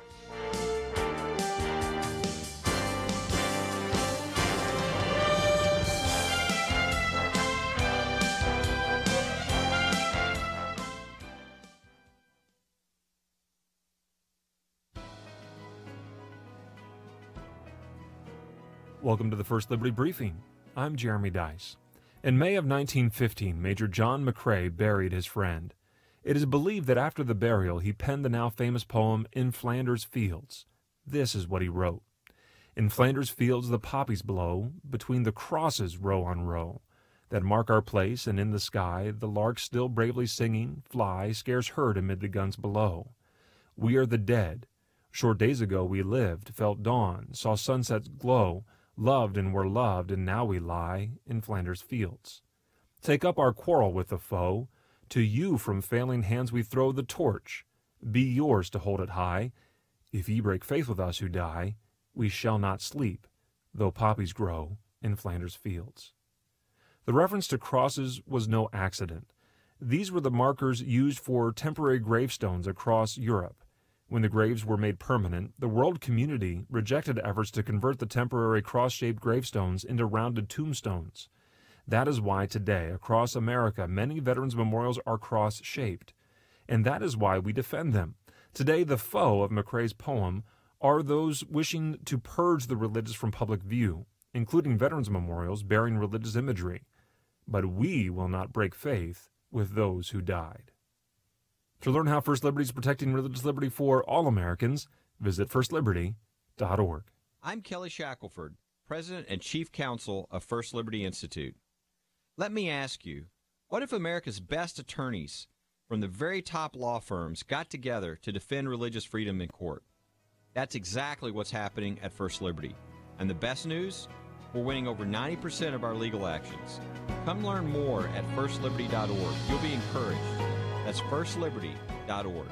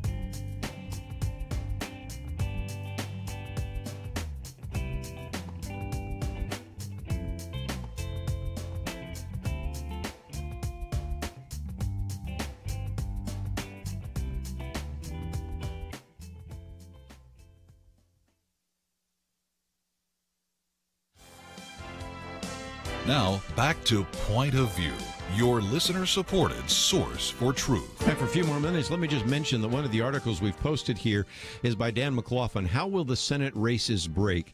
You might say, well, why should I accept what he has to say? First of all, it's about 7 pages, so it's one of those where you might want to print it out. It's fascinating. Then I'll take some phone calls, so if you'd like to join us, 1-800-351-1212. But again, why should I trust him? Well, past performance is no guarantee of future, but if you find somebody who has continuously picked the right stocks, you might feel a little better. You might sleep better at night. 4 years ago, he points out during the midterms, he said, I projected in mid-September that if the historical patterns hold, that we could expect Republicans to win all the races in which they currently lead, +2 in 4 races in which they're currently behind, netting a gain of 8 to 10 Senate seats. How did he do? Republicans picked up 9 seats. So 4 years ago, he was pretty accurate. So I always like to let you hear from individuals who have a little bit of understanding of these particular cases. This goes on for 7 pages, so I'm just going to read a summary and then take some of your phone calls.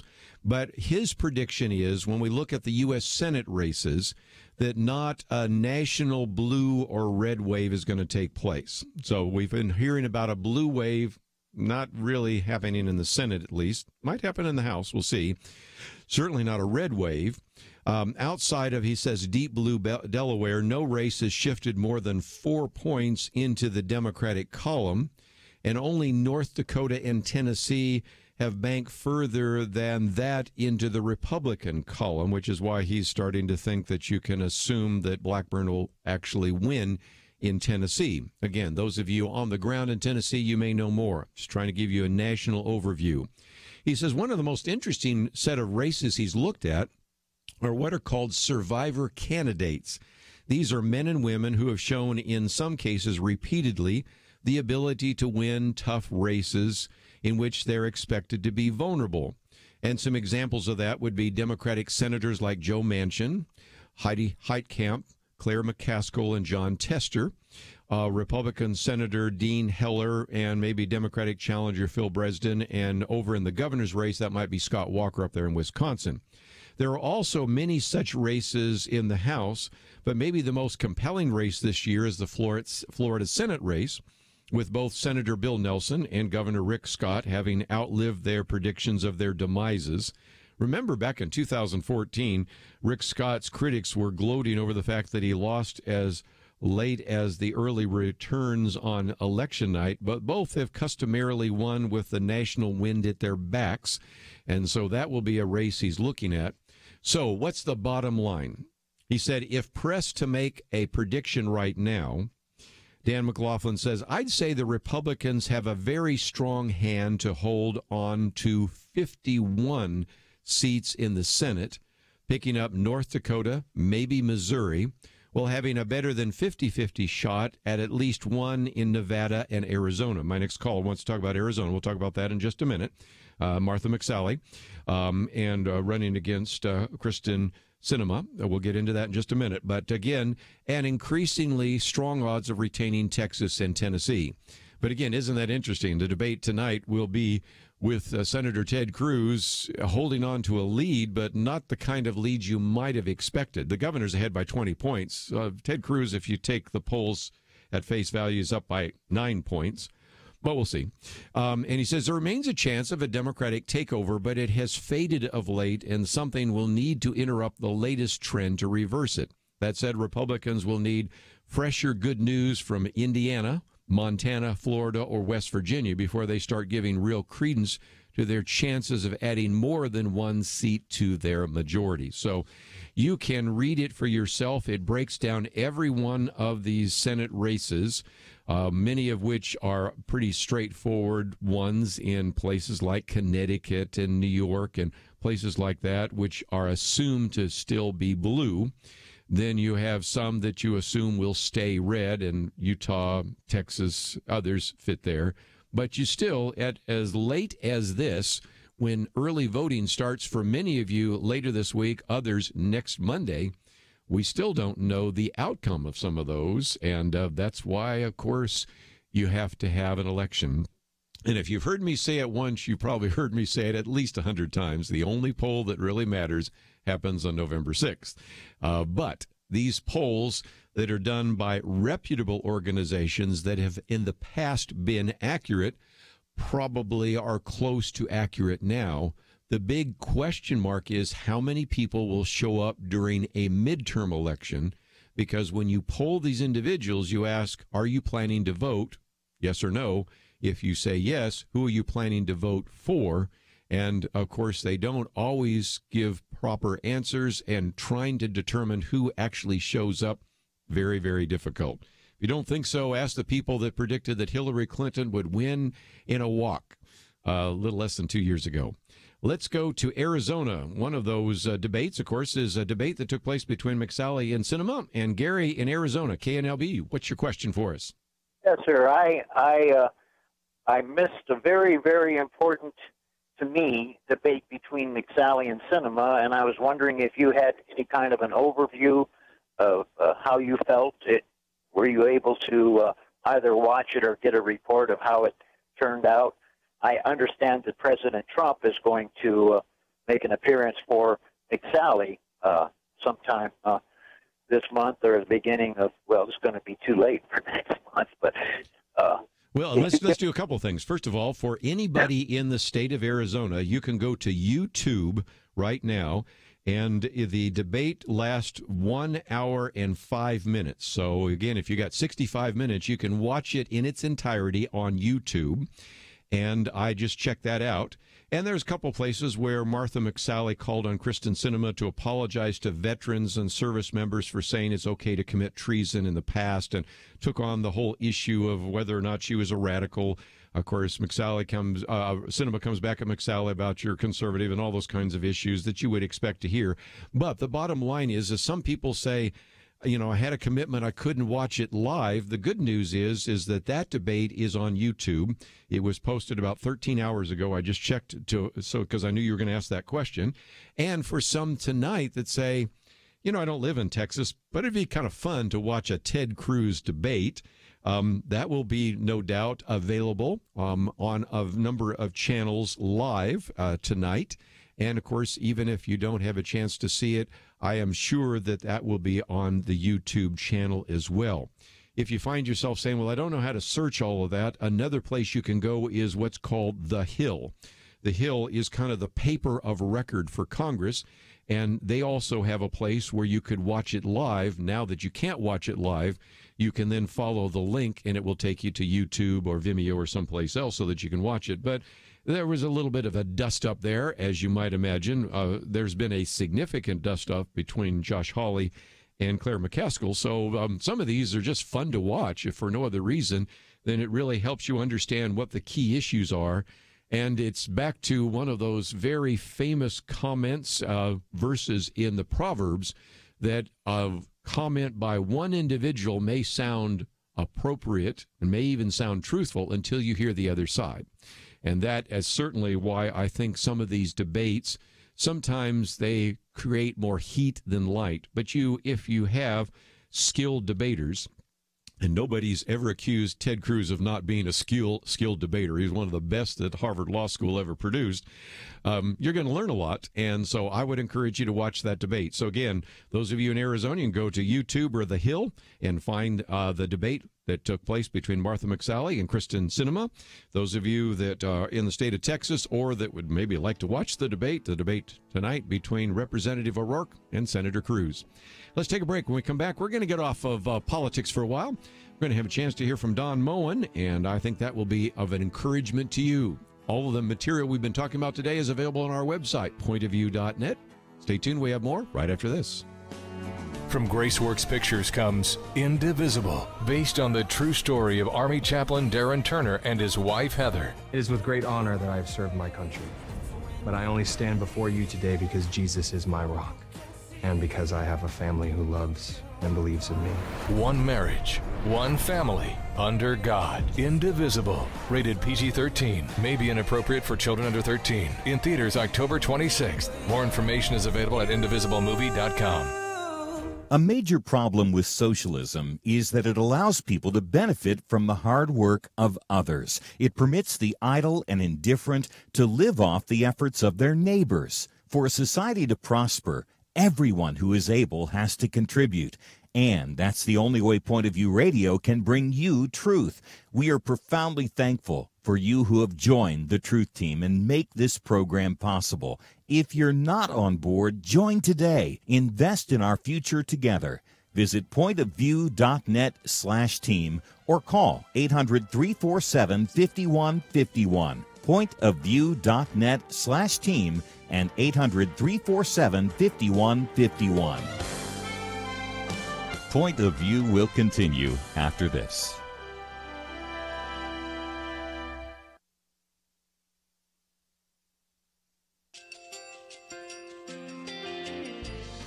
just want to thank you so much for all the wonderful programming you have. You're just absolutely fantastic. I recently started listening to Point of View, and I really found it interesting because of the different subjects you cover. Thank you for that. I really appreciate everything that you do in keeping us informed. Thank you, Kerby, for everything that you have been doing. I appreciate all the work that you're doing, advocating for the Word of God. Thank you so much. Point of view, I think, is absolutely necessary because it's a Christian perspective, a biblical worldview perspective, and receive very current, up-to-date information about what is really going on, week to week in our culture, which is changing so rapidly, and yet it's morally sliding backwards. Yeah, I'm just, first of all, I thank you guys. Y'all's program is wonderful, and enjoy it every day. I learn so much every time I listen to it. Point of View Radio Talk Show.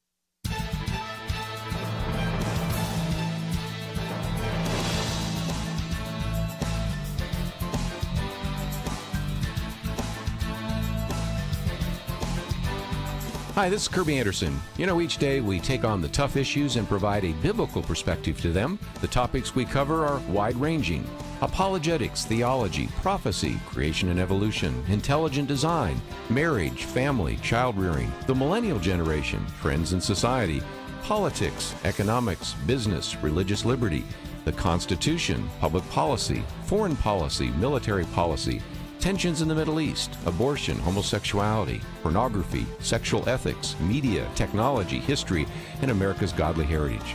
We talk about anything that affects your faith, your family, or your freedom. So don't go anywhere, because Point of View continues right now.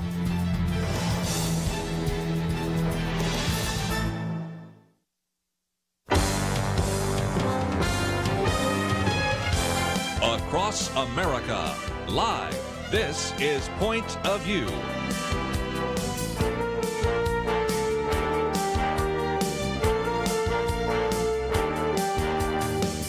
And now, Kerby Anderson. Last hour, we spent some time talking about politics. I thought we'd get away from that for a little while because we'll be into it again even tomorrow. But I thought it would be helpful for some of you to maybe hear a little bit of the backstory of some of the music. I think all of us appreciated the movie, you know, that we certainly had a chance to hear about the story of the ideas behind some of the very important music that have come out. And so one of the things that I wanted to do this hour is talk a little bit about the backstory of God Will Make a Way. So we're going to have a chance to talk with Don Moen, who is a pioneer of the modern praise and worship movement, spent a career as a worship leader, producer, songwriter, and music executive. And if you think about the movie, I can only imagine how we benefited so much by kind of hearing that story. Let's, if we can, have a chance to hear from an individual that is a beloved songwriter, worship leader, and music executive. So, Don, thank you for joining us today here on Point of View. Hey, I'm happy to be with you, Kerby. Thank you. I might just mention that the book we have here, God Will Make a Way, Discovering His Hope in Your Story. And when we hear some of these stories, we recognize that the music is profound, but then when we hear the story behind it is even more so. And talk about that for just a minute, because you, of course, have a personal note as your introduction, but then when we get to chapter 1, you have something that just kind of hits us as a stomach punch, because it's a late night phone call. Now, sometimes our kids call late at night just to say how you're doing, but you know as well as I do that sometimes when you get a call late at night, it's never good news, and you start your book with some really powerful statements about what happened that night. Can you explain? Sure. It was one of those, one of those calls that it comes late at night, and you just, I don't want to pick this call up. It was my mother-in-law letting me know that there had been an accident. Yes. And my wife's sister and husband had been involved in a car accident, driving with their 4 little boys from Oklahoma to Colorado, going on a ski vacation. And they're right in the middle of the Texas Panhandle there somewhere, in the middle of nowhere. Their van was broadsided by an 18-wheeler. So it was, the 3 little boys were all seriously injured, and Jeremy, the oldest, who was just soon to be 9 years old, was killed instantly. And when I heard the news, it's just my heart broke, because I didn't know what to say to the family. I didn't know all the scriptures that came to my mind fell short of what I really wanted to say to them that day. And it broke our hearts. I got on an airplane the next day, and I was just praying, God, give me something to say to the family at the funeral. And I was reading in my Bible from Isaiah chapter 43. And especially verse 18 and 19 says, don't remember the former things. Behold, I will do something new, and now it will spring forth. I'll make a roadway in the wilderness and a river in the desert. And as I prayed for them on the plane that day, God gave me the words and the music to play. I only sang it for them privately. But I just wrote down, God will make a way where there seems to be no way. Yes. And here's the line I know God really gave me. He works in ways we cannot see. Yes. He'll make a way for me. And I just wanted to put something on a recording for the days that I knew were coming, when they'd feel all alone. And I said to Susan, just put this right above the sink And when you begin to feel hopeless, I want you to listen to this. And I never wrote the song to record it or to put on a project. I just wrote it for them. And it wasn't until a couple of years later that I was singing it for our staff one day at Integrity Music, and they said, "Where'd you get that song? You need to record it." And I did, but it was it's become one of my signature songs, and right. But it carries a lot of hope with it. And again, just Isaiah 43 might encourage some of our listeners to go back and read the first couple of verses there, because that's where it came from. And you've said as well that even though this came in just very difficult and dire circumstances, you've never thought of the song as a song of desperation, but as a song of declaration. Can you explain that? Yeah, well, it was written in a desperate situation in our family. It's not a question. Will God make a way? It's God will make a way, and it was and it's a statement of it's a declaration. He will, He has, and He will, and it's that's the reason I finally put all these thoughts into a book, because everywhere I travel, I've had a chance to write books before, and I never wanted to write a book, and just because I have a platform to sell a book, but I hear myself saying the same things over and over each night when I minister around the world, and the biggest thing is bringing hope to those who have lost hope. And when on your intro today, you said we're going to take a break from politics for a while. Yes, we need it. We need it. You get into you get into all the news and all the stuff, and anybody who's listening, I mean, one day you could be fine, and the next day a doctor's report comes, or you look at your bank statement, or you lose a job, or you lose a loved one, and suddenly you are hurled into a world where you're questioning where God is. And I want to let people know all over the world that in spite of what you see right in front of you today, God is working in ways that you can't see, and that's hope. That's the engine, I believe, that drives faith. Hope comes first. You gotta believe that God loves you and that He really is working on your behalf, even though you can't see Him. Well, and again, as you talk about, sometimes we're in that uncharted territory. We're going to unfamiliar waters. You talk about that in Psalm 107 and other passages. But I thought we might take a break, and when we come back, I'd love to hear a little bit more, because you talk about the fact that your mom forced all of you to take piano lessons, and how you came to do what you have done, and how you ended up by visiting a friend at Oral Roberts University and ended up going there, and how in some respects God's hand has been upon you, and also during all of that time how you came to write some of this music. So let me just mention that we have Don Moen with us, and if you are interested in joining the conversation, he'll just be with us for another segment before we move on to some other issues. We certainly have a link to his website, which is donmoenbook.com.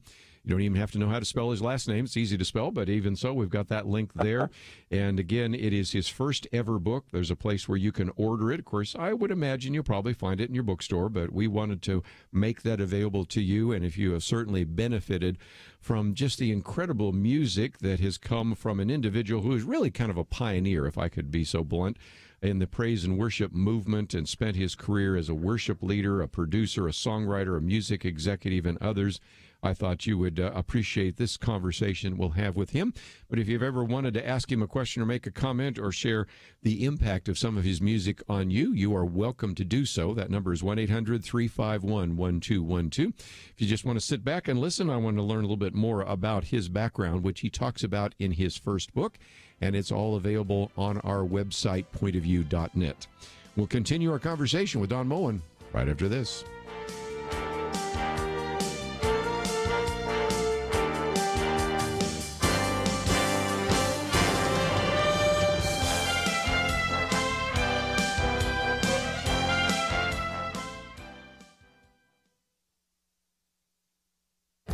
This is Viewpoints with Kerby Anderson. Let me ask you a question. What makes a society successful? You know, with all the talk this last year about trying to make America great again, the focus has been on individual political and economic policies. As important as those are, we need to step back and ask the bigger question about what makes for successful societies. Harvard historian Niall Ferguson has an answer to that fundamental question. His book, Civilization, the West and the Rest, puts so much in historical context. He says for 500 years, the West patented 6 killer applications that set it apart. The first to download them was Japan. Over the last century, one Asian country after another has downloaded these killer apps. Competition, modern science, the rule of law and private property rights, modern medicine, the consumer society, and the work ethic. Those 6 things are the secret sauce, he says, of Western civilization. Most of these ideas that Ferguson mentions arose in the West because of Christianity. In previous commentaries, I've talked about how a Judeo-Christian view gave rise to modern science, legal principles, and even the Protestant work ethic. If these were the killer apps that made for a successful society, then certainly a Christian foundation for society today would nourish and develop those even more effectively than any other cultural or religious foundation. And of course, here's the problem. Our secular society loves the fruits of Christianity, but it's also ready to cut down the tree that provided them. For example, we see attacks on Christianity, and we see attacks on religious liberty. Christian values gave rise to successful societies, so a return to biblical values is an important ingredient some trend watchers have been missing. I'm Kerby Anderson, and that's my point of view. Take Kerby and the Point of View team with you on the go with the Point of View app. Search for Point of View Radio at the Apple or Google Play stores.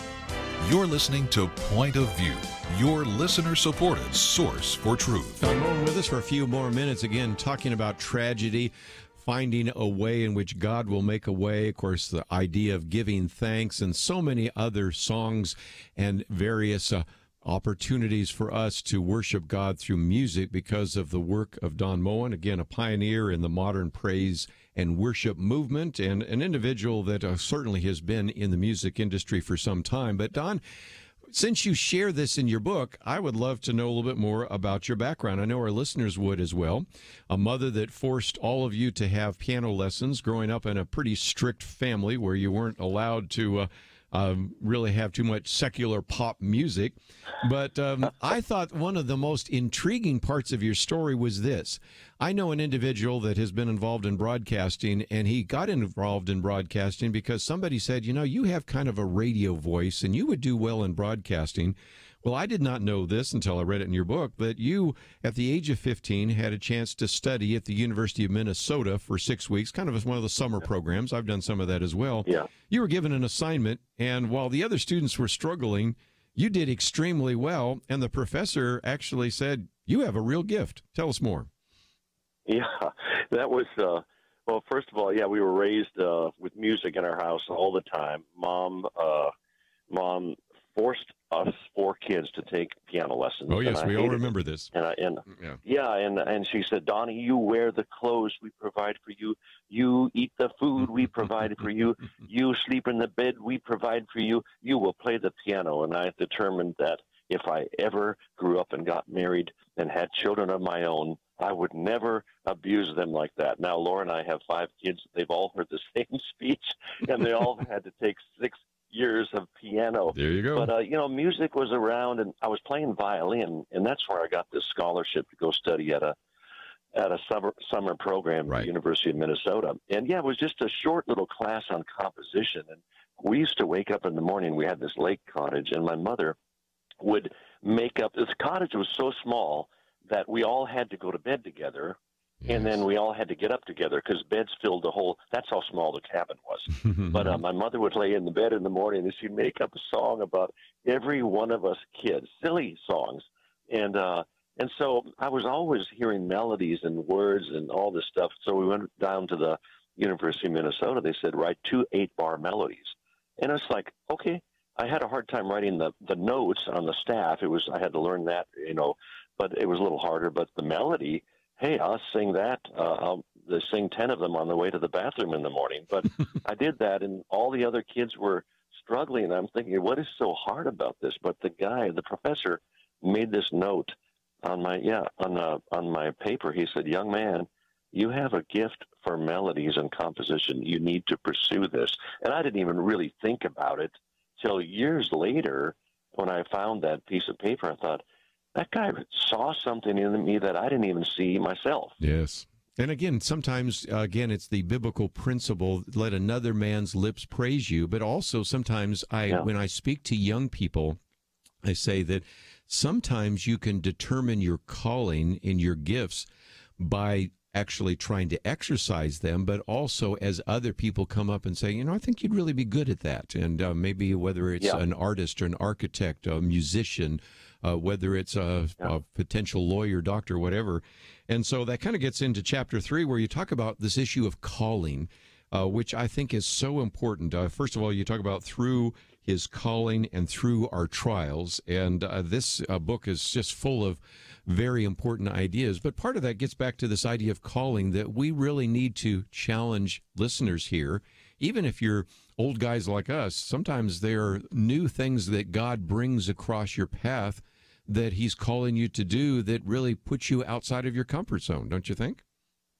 Yeah, absolutely. In fact, I think God loves doing that. He always chooses people that aren't quite qualified in their own mind to do the task. I mean, you can go through the whole Bible, look at Gideon, hail thou mighty man of valor. And Gideon's looking around, who are you talking to here? Yes. I'm a nobody, but, this is what, and David, King David, he says, the prophet said, don't you have another son? Well, there's David. He's out in the field with the sheep.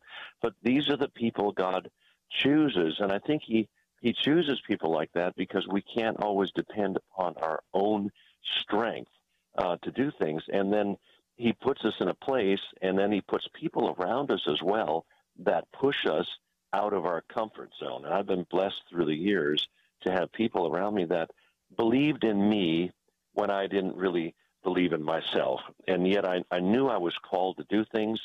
I transferred into ORU. I used to sit in the chapel service there and think and watch people leading worship.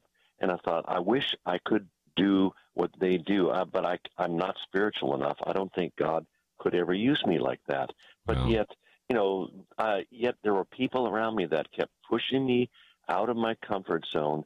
And then there was this time when I clearly heard the Lord say to me in the middle of the night, it's just I woke up like somebody shook me, and it said, turn to Psalm 40, verse 3. And I opened up my Bible, and it says, I have put a new song in your mouth, a song of praise to our God. Many will see it and fear and put their trust in the Lord. And I sat there, and I just felt I had been ordained into something that I didn't even know what it was yet, but God had called me, and then he put people around me that pushed me out of my comfort zone and helped me develop my gift. It's really interesting to look back and see how many ways God did that for me. Well, again, the book deals with the way God is working in your life through certainly your calling, through trials, through providing his platform, through the movement of his Spirit, through life's interruptions and the rest. In just a few minutes remaining, talk, if you would, Don, how people can use this book and how this might be something that you could put in the hands of somebody that's maybe heard your music, but it would really provide an evangelistic opportunity. But most importantly, because it all talks about how God will make a way, we know even right now there are listeners that are struggling with very bad report from a doctor, a very sobering series of circumstances. They might be economically, or they might have lost a job or lost a loved one or whatever it might be.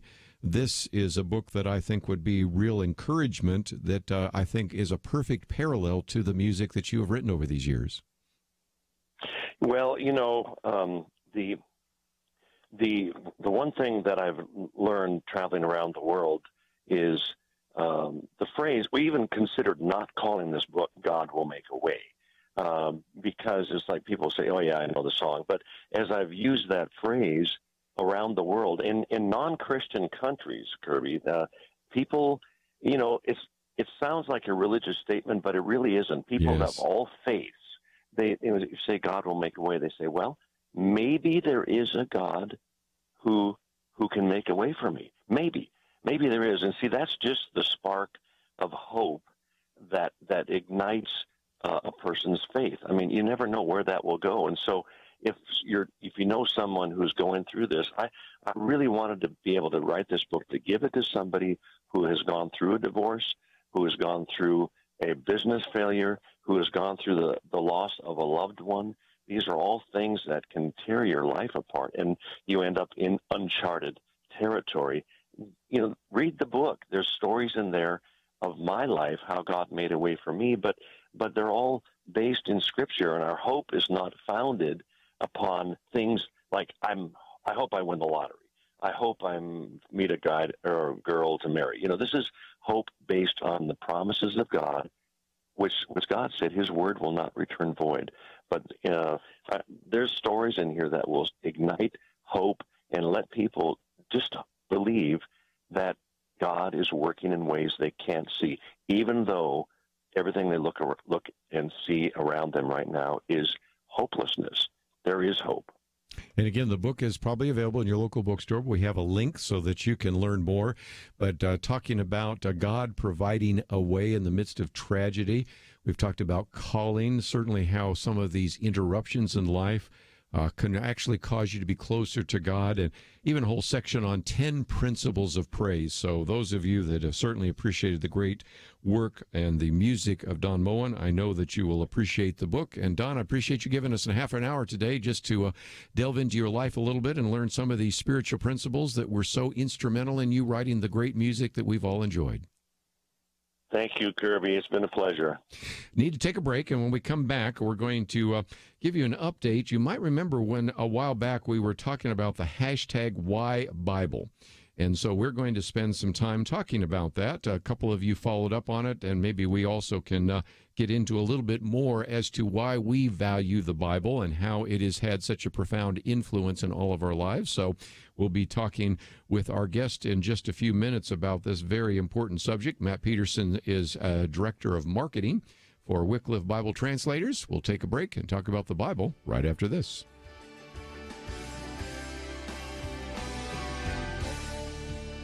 Protect the health of the nation. Join the Point of View Truth Team. Pointofview.net/team. Pointofview.net/team. Or call 800-347-5151. So there's this guy named Jordan. He's a healthy guy. He's a dad of 6, and he works as a guide in Alaska. And he goes to the doctor, true story, he goes to the doctor, and he's diagnosed with cancer, stage 4. And here's the thing. He had switched earlier from medical insurance to Medishare, where Christians share each other's medical bills. So the question for Jordan and his wife, Jenny, was, is this actually going to work? Our medical bills exceeded $160,000. Medishare members shared all our bills. And it was about more than just the money, too. This is a real community. Medishare is a family, a group of people that stick with you through the hardest times of your life. I just don't know how I could have done it without Medishare. It's so worth looking into. There's a reason this is growing so fast. So if you want to find out more, here is a number for you. 855-90-BIBLE. That's 855-90-BIBLE. Point of View will continue after this.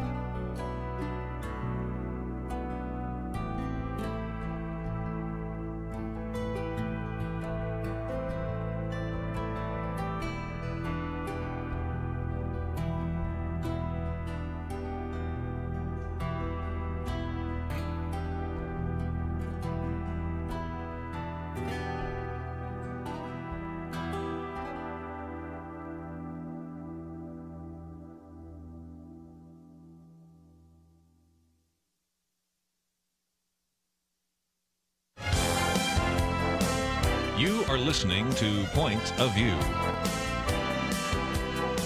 The opinions expressed on Point of View do not necessarily reflect the views of the management or staff of this station.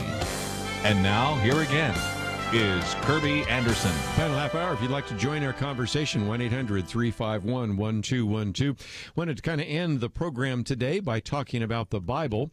And if you a while back were listening to some of the conversation, we talked about the hashtag Why Bible campaign. Now, I'll be the first to admit that because it came at a time when we had some other things we were covering, we did put a Facebook post on it, and we did mention it on air, but we didn't cover it in the way that we like to, just because we had some other responsibilities, I think even during some of the fundraising we were doing at the time. But I thought, if nothing else, first of all, I wanted to come back to learn a little bit more about the success of the hashtag Why Bible campaign, and more importantly, just once again expose you to the good work that our friends at Wycliffe Bible Translators are doing. We have interviewed various individuals from that organization out of Orlando, Florida, and we now bring to the microphone Matt Petersen, who is the Senior Director of Marketing at Wycliffe Bible Translators, and is an individual really that was part of the leadership in the hashtag Why Bible campaign. If you click on the visit the website, that will actually take you to wycliffe.org/whybible. You don't have to write all that out because we have a link there, and we're going to talk a little bit about God's Word and even how this particular campaign came about. So, first of all, I want to thank you, Matt, for joining us today here on Point of View. Thank you. I appreciate the opportunity. Let's talk about this because it's an annual global conversation about why the Bible matters in our lives. I know that you are instrumental in bringing that about. It happened September 30th. And just tell us a little bit about the genesis of the campaign itself. Yeah, sure. Well, as you might know, there was a study that was done several years ago. It was a State of the Bible report, and it was done by the Barna Group. It was commissioned by the American Bible Society. And a lot of us that, work in Bible translation and other related things, a lot of churches, a lot of different people that are focused on the Bible were a bit concerned because as we looked at those numbers, it really showed that Americans, while we say that we really value the Bible, actual Bible engagement was really, really low.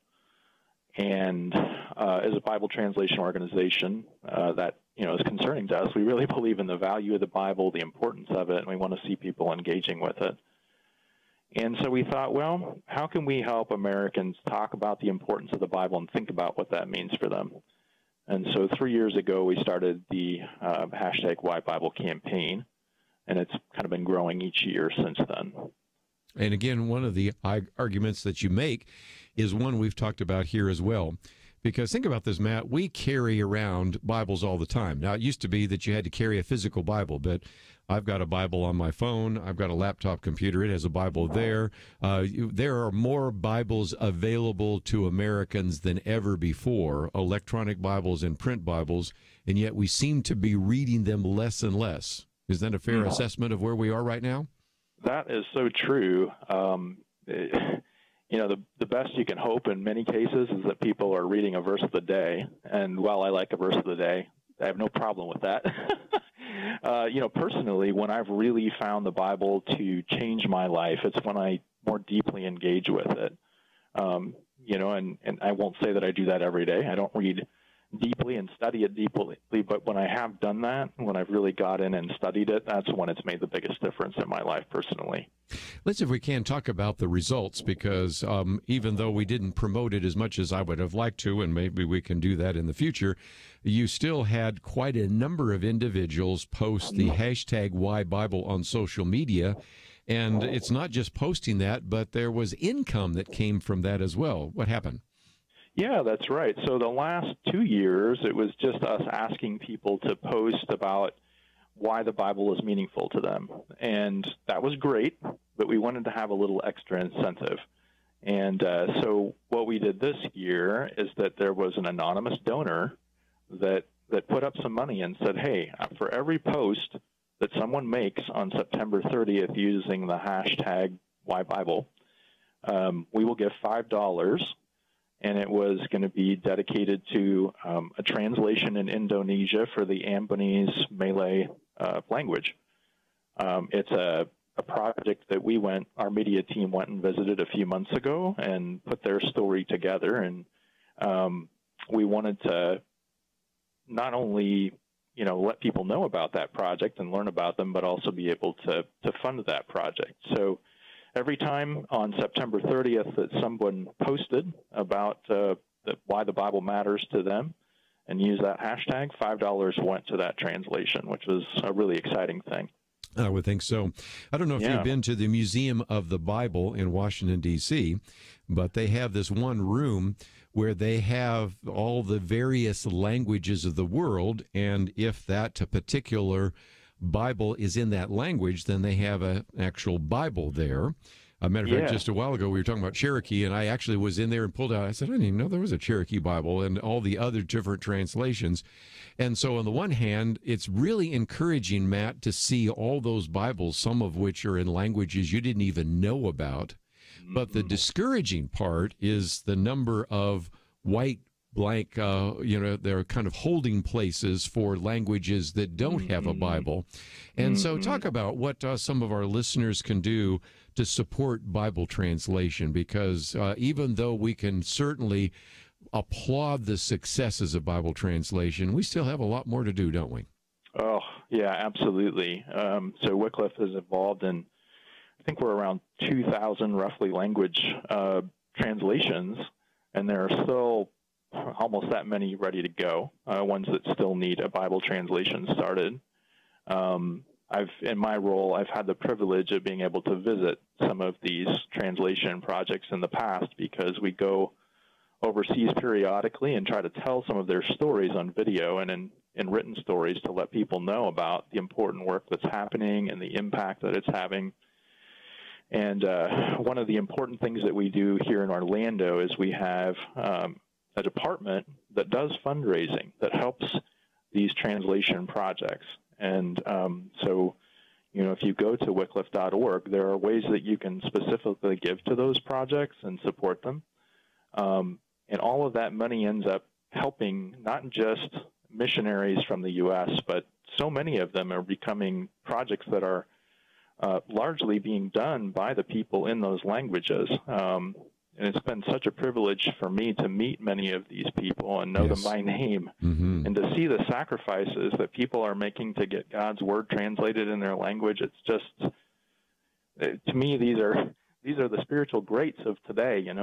We think of people like Billy Graham, wonderful life and amazing impact, but there are so many people around the world that are doing, similar types of things for their own language groups, and we just don't often hear about them.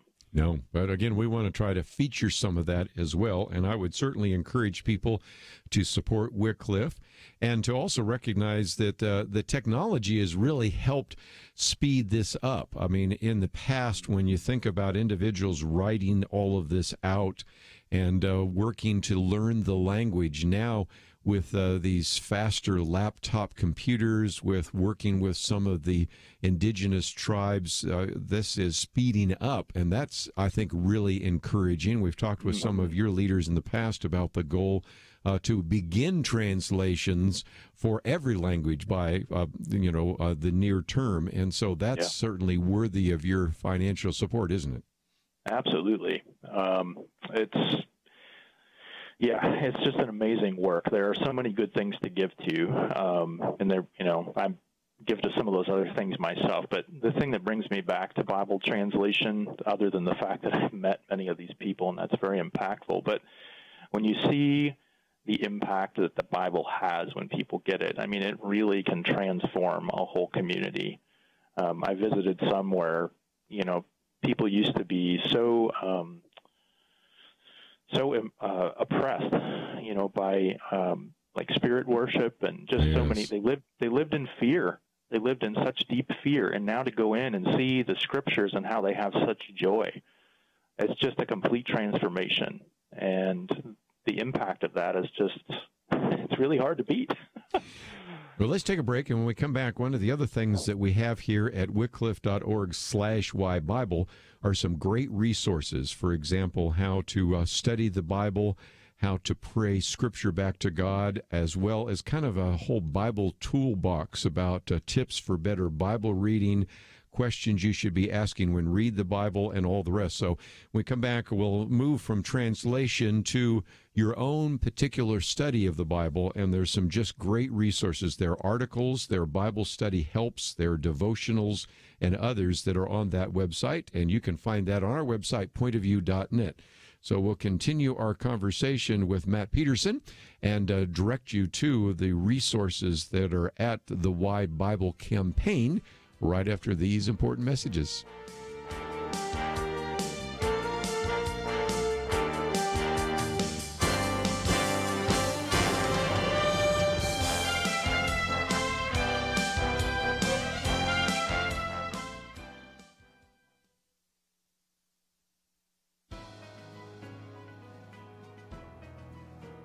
Welcome to the First Liberty Briefing. I'm Jeremy Dice.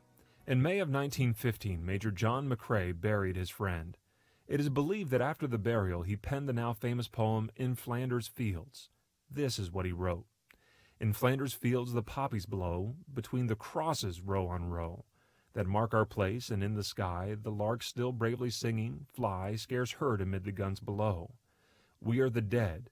Short days ago we lived, felt dawn, saw sunsets glow, loved and were loved, and now we lie in Flanders fields. Take up our quarrel with the foe. To you from failing hands we throw the torch. Be yours to hold it high. If ye break faith with us who die, we shall not sleep, though poppies grow in Flanders fields. The reference to crosses was no accident. These were the markers used for temporary gravestones across Europe.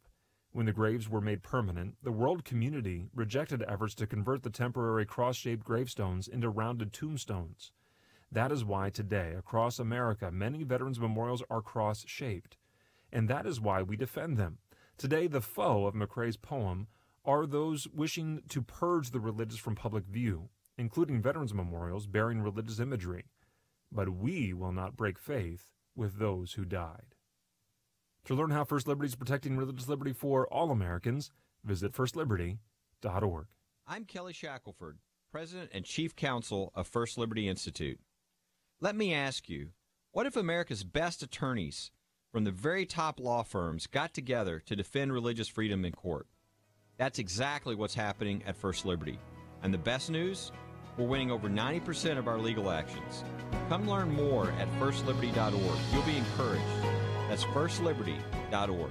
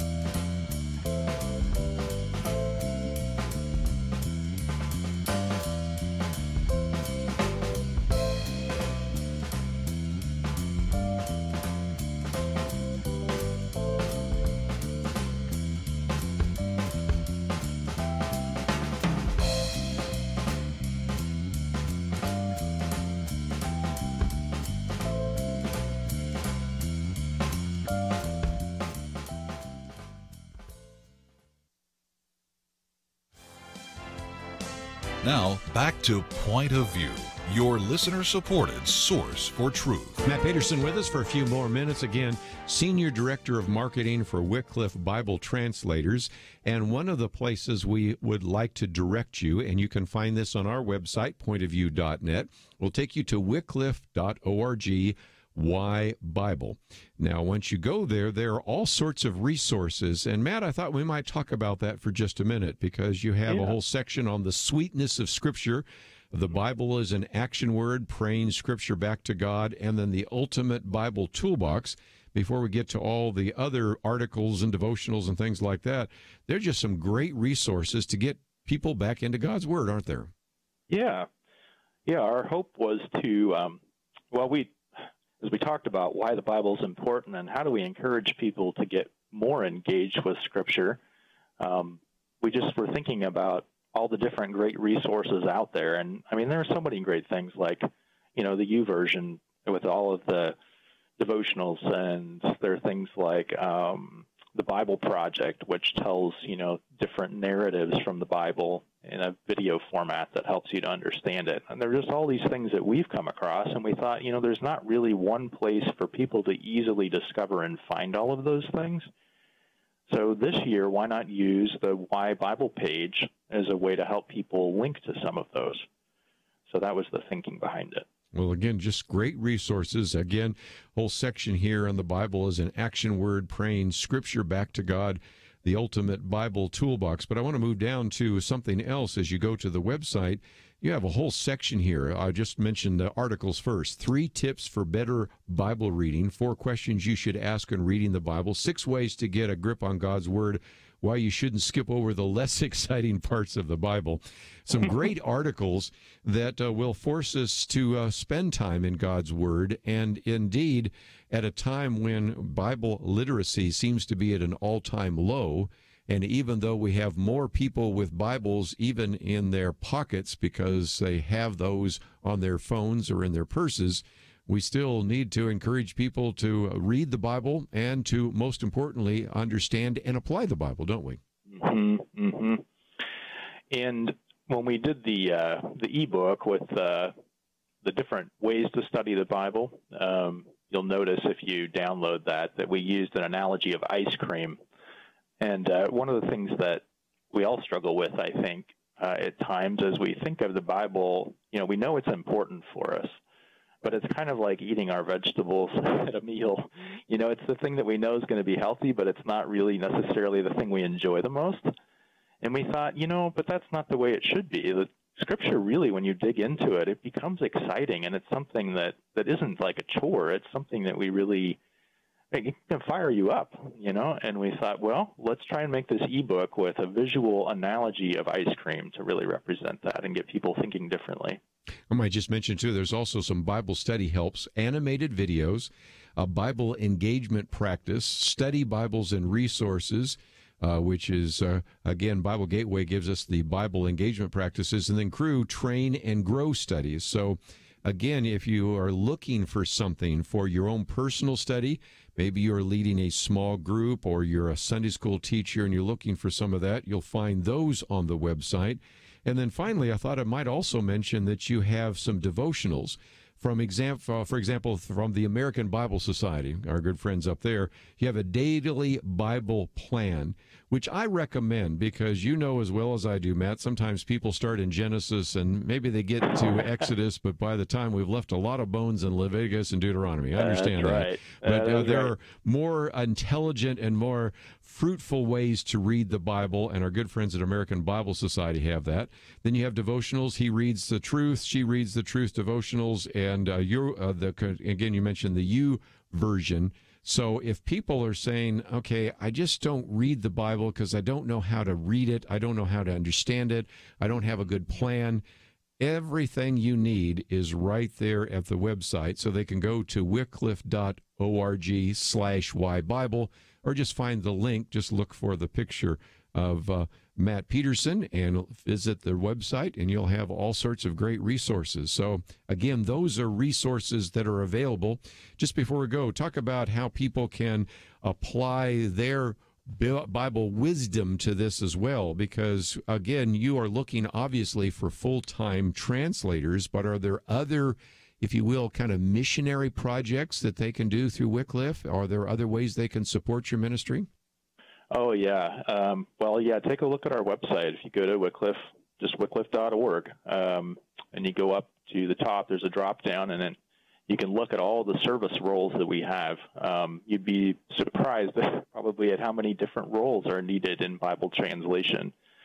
We definitely need translators and people who can focus on literacy and that understand the ins and outs of Bible translation, but we have so many other supporting roles, everything from, finance to HR to IT, the list goes on. So many things that are needed in supporting roles.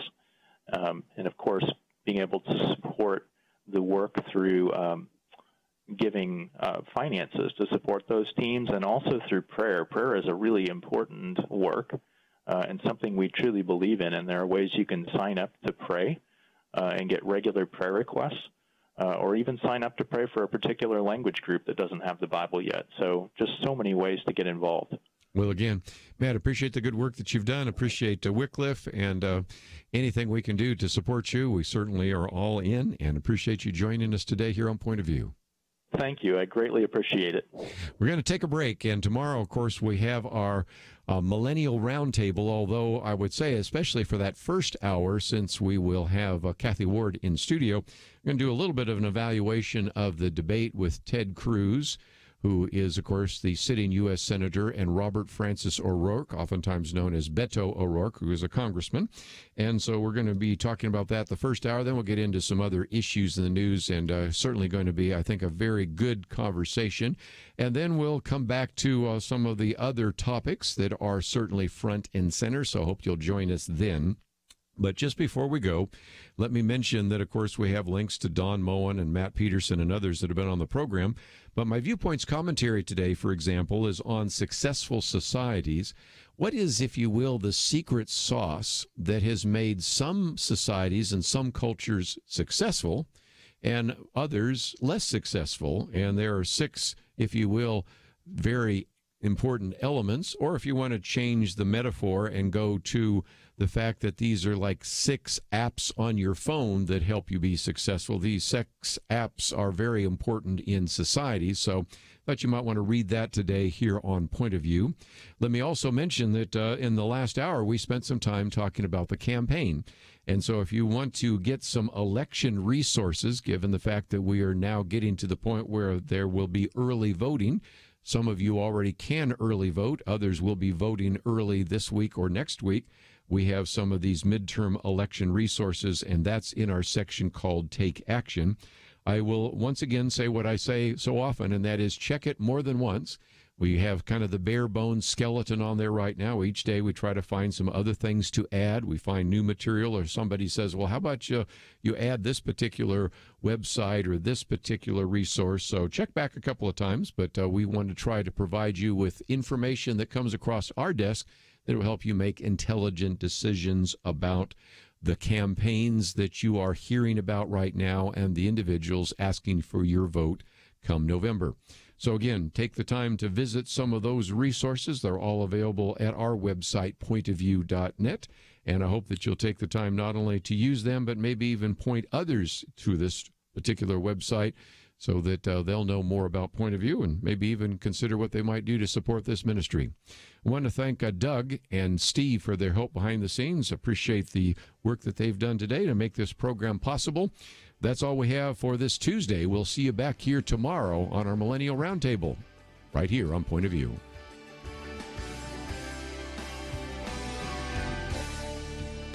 Protect the health of the nation. Join the Point of View Truth Team. Pointofview.net/team. Pointofview.net/team. Or call 800-347-5151. So there's this guy named Jordan. He's a healthy guy. He's a dad of 6, and he works as a guide in Alaska. And he goes to the doctor, true story, he goes to the doctor, and he's diagnosed with cancer, stage 4.